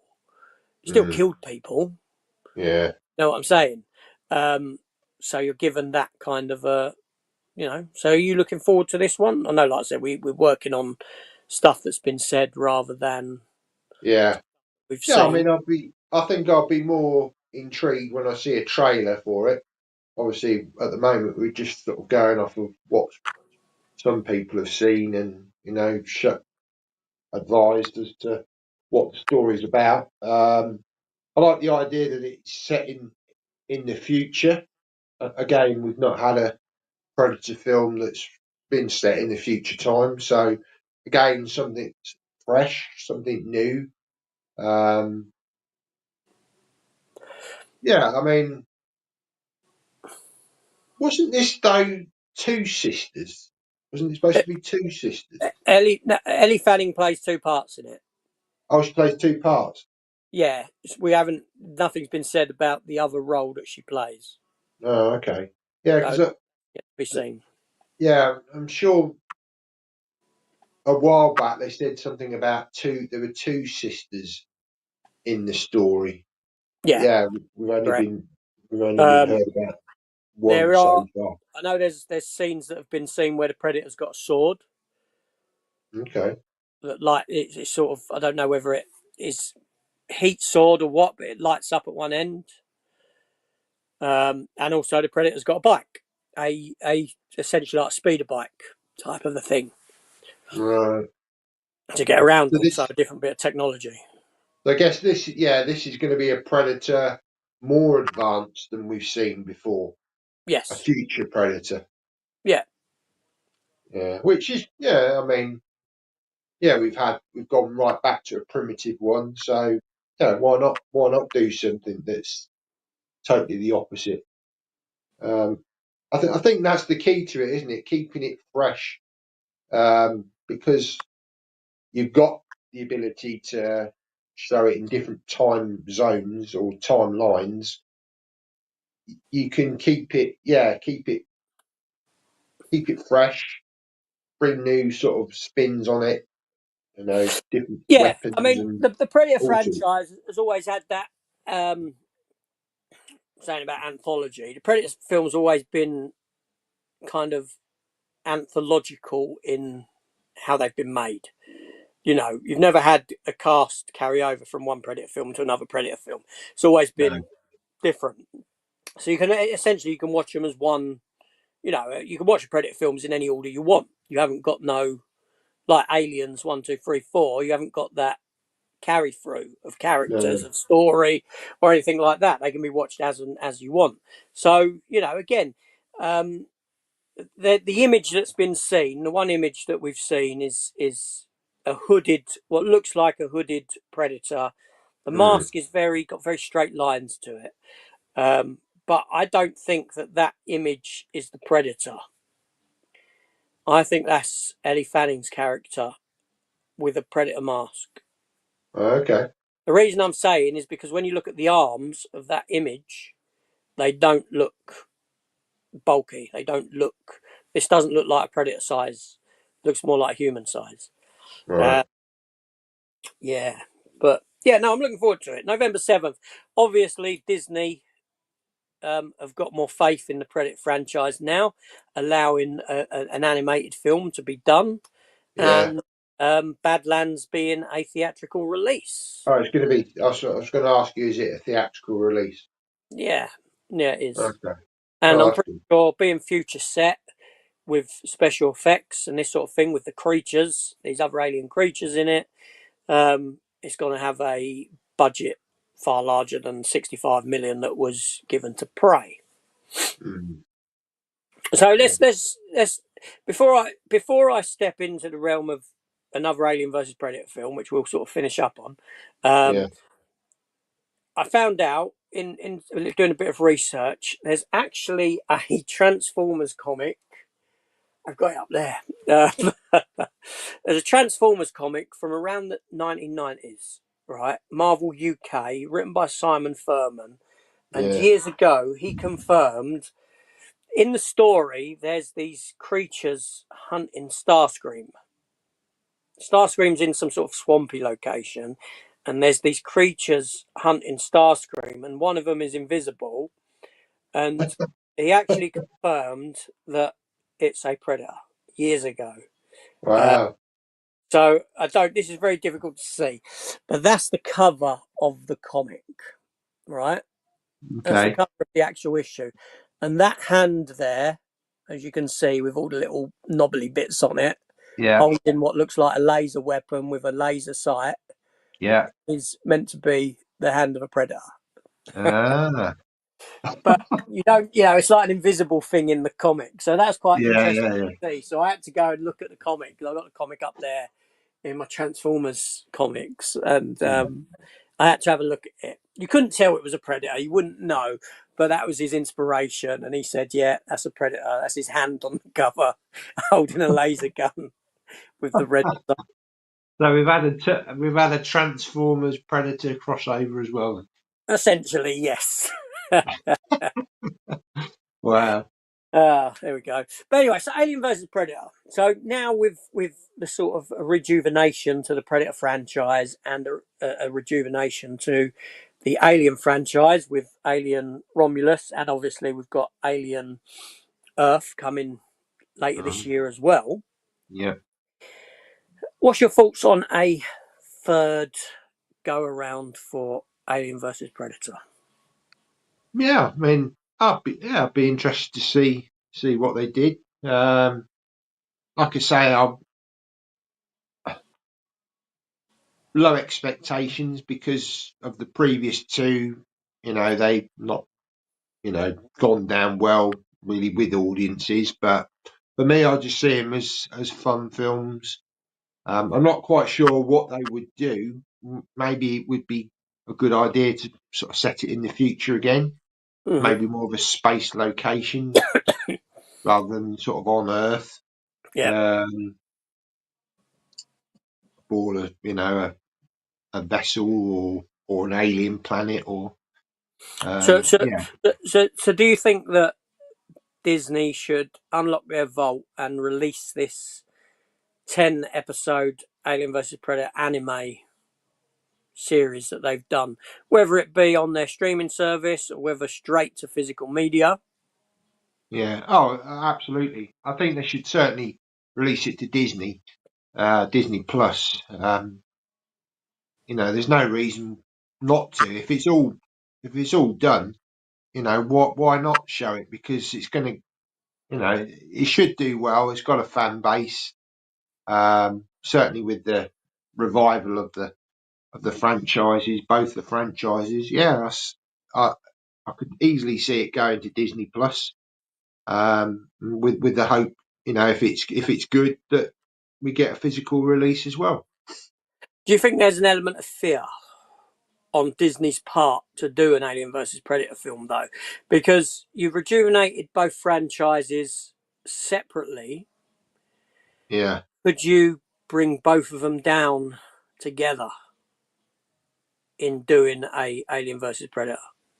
yeah, that I guess, yeah, that is the big risk with it, isn't it? Yeah, you're kind of revitalizing both franchises separately, and then if this another turkey could kind of bring it down again. But I think, yeah, with releasing the anime of it, that would then maybe pick up some interest, see how it did, Mm. and if people liked it, then as long as they did it well, like I say, I think it would work better in a space on an alien planet or in a space setting. Yeah. Um, yeah, I, why I not? don't. Yeah, I don't think there's any harm in releasing the animated one that they've done, in the sense that people see animation as different to live action. I mean, I'm pretty sure that Predator, Killer of Killers, you know, the views on that, sales of it physically, are probably not going to be anywhere near as big as what a live action film would.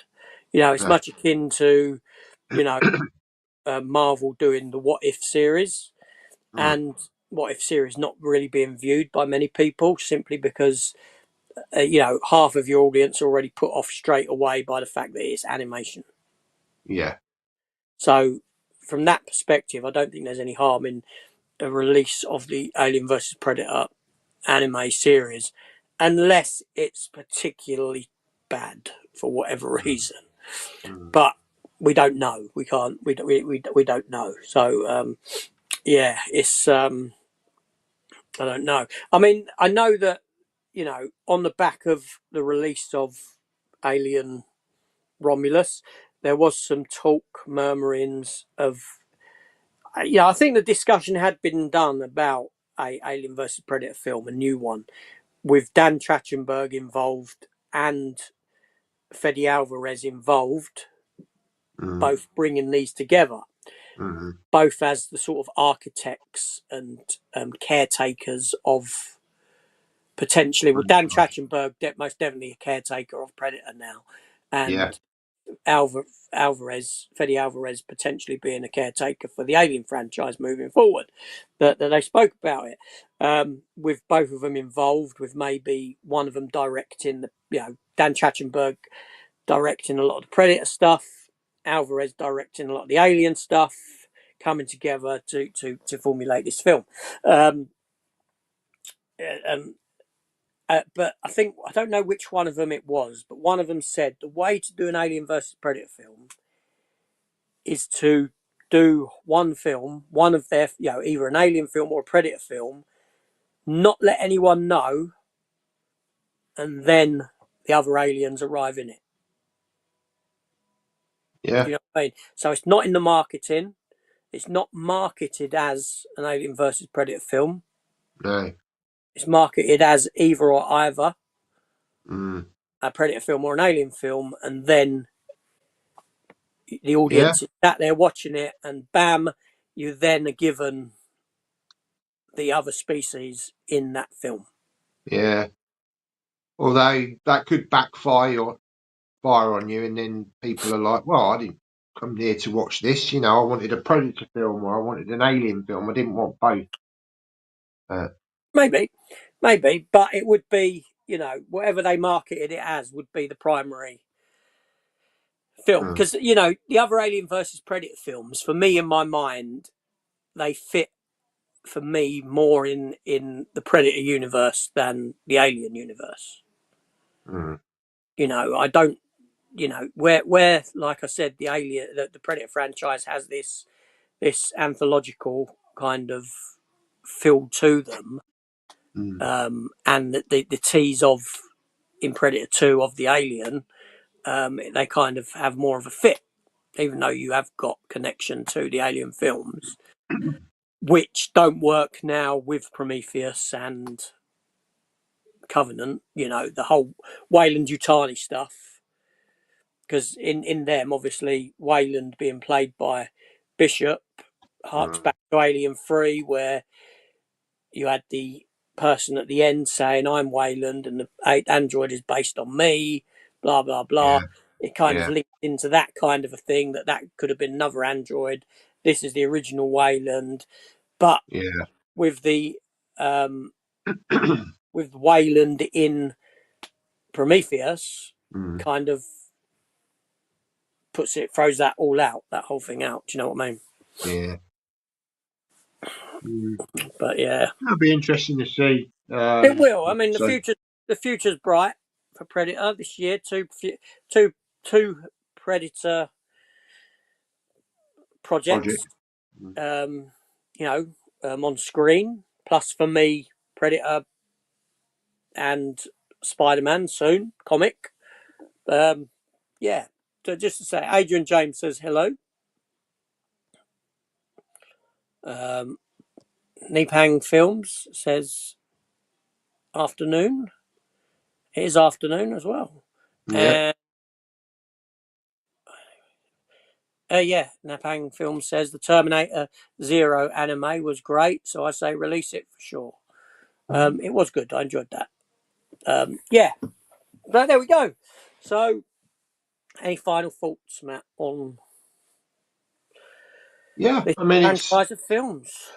like I say, it's just an enjoyable franchise, isn't it? Yeah, there's some films that are better than others. Some that you know you just have to kind of just Grin have and, fun with. You grin know, and don't bear it. take them too seriously. Um, yeah, long live Predator films. Well, yeah, I mean, like I said, for me, there's a lot more to Predator than what there is for you, most definitely, because of the comic side of it.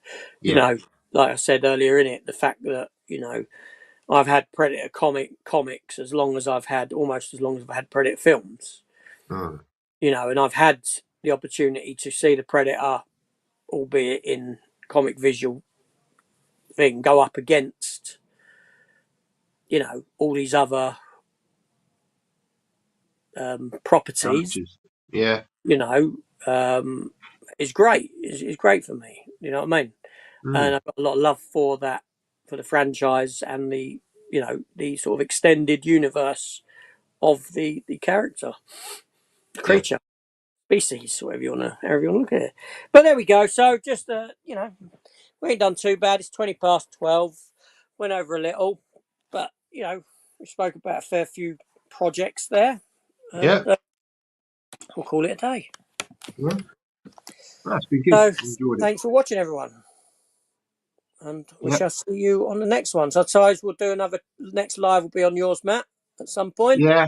Yeah. I'm not sure what we can chat about yet. I haven't really thought that far ahead, but yeah, we'll. This was your idea. You brought Predator to the table. Yes. Yeah. A few weeks back now, wasn't it? But yeah, I thought it was a good one. And like I say, with that Killer of Killers trailer, it's kind of fresh in everyone's mind again, isn't it? It is, And yeah, obviously, and Badlands coming up. Hopefully, in the next couple of months, we'll get a trailer. well, I hope in the For next the few weeks. well, Consider, it'd be nice. I was hoping it would have come this week so that we could just Yeah, have yeah. that in visual to talk about. But there we go. I mean, they might leave it until possibly June. Do you think maybe once Could that? possibly, yeah. Yeah, they might leave it until then. No, I think Um, you'd get it around that time. I think, or most definitely, to build up, a new Predator Badlands trailer, or even a second trailer by then, could entice people to visit the Predator animated movie. yeah, or maybe May because we just had Tron Ares Yeah, trailer for that, so that's coming out in October. So it makes sense that it would be May or June for Badlands yeah, no, drop absolutely, trailer. no, yeah. But anyway, so Yep. everyone, see you on the next one. Keep an eye out for it. Take Take care. care. See See you you next later. time. Bye bye. Bye.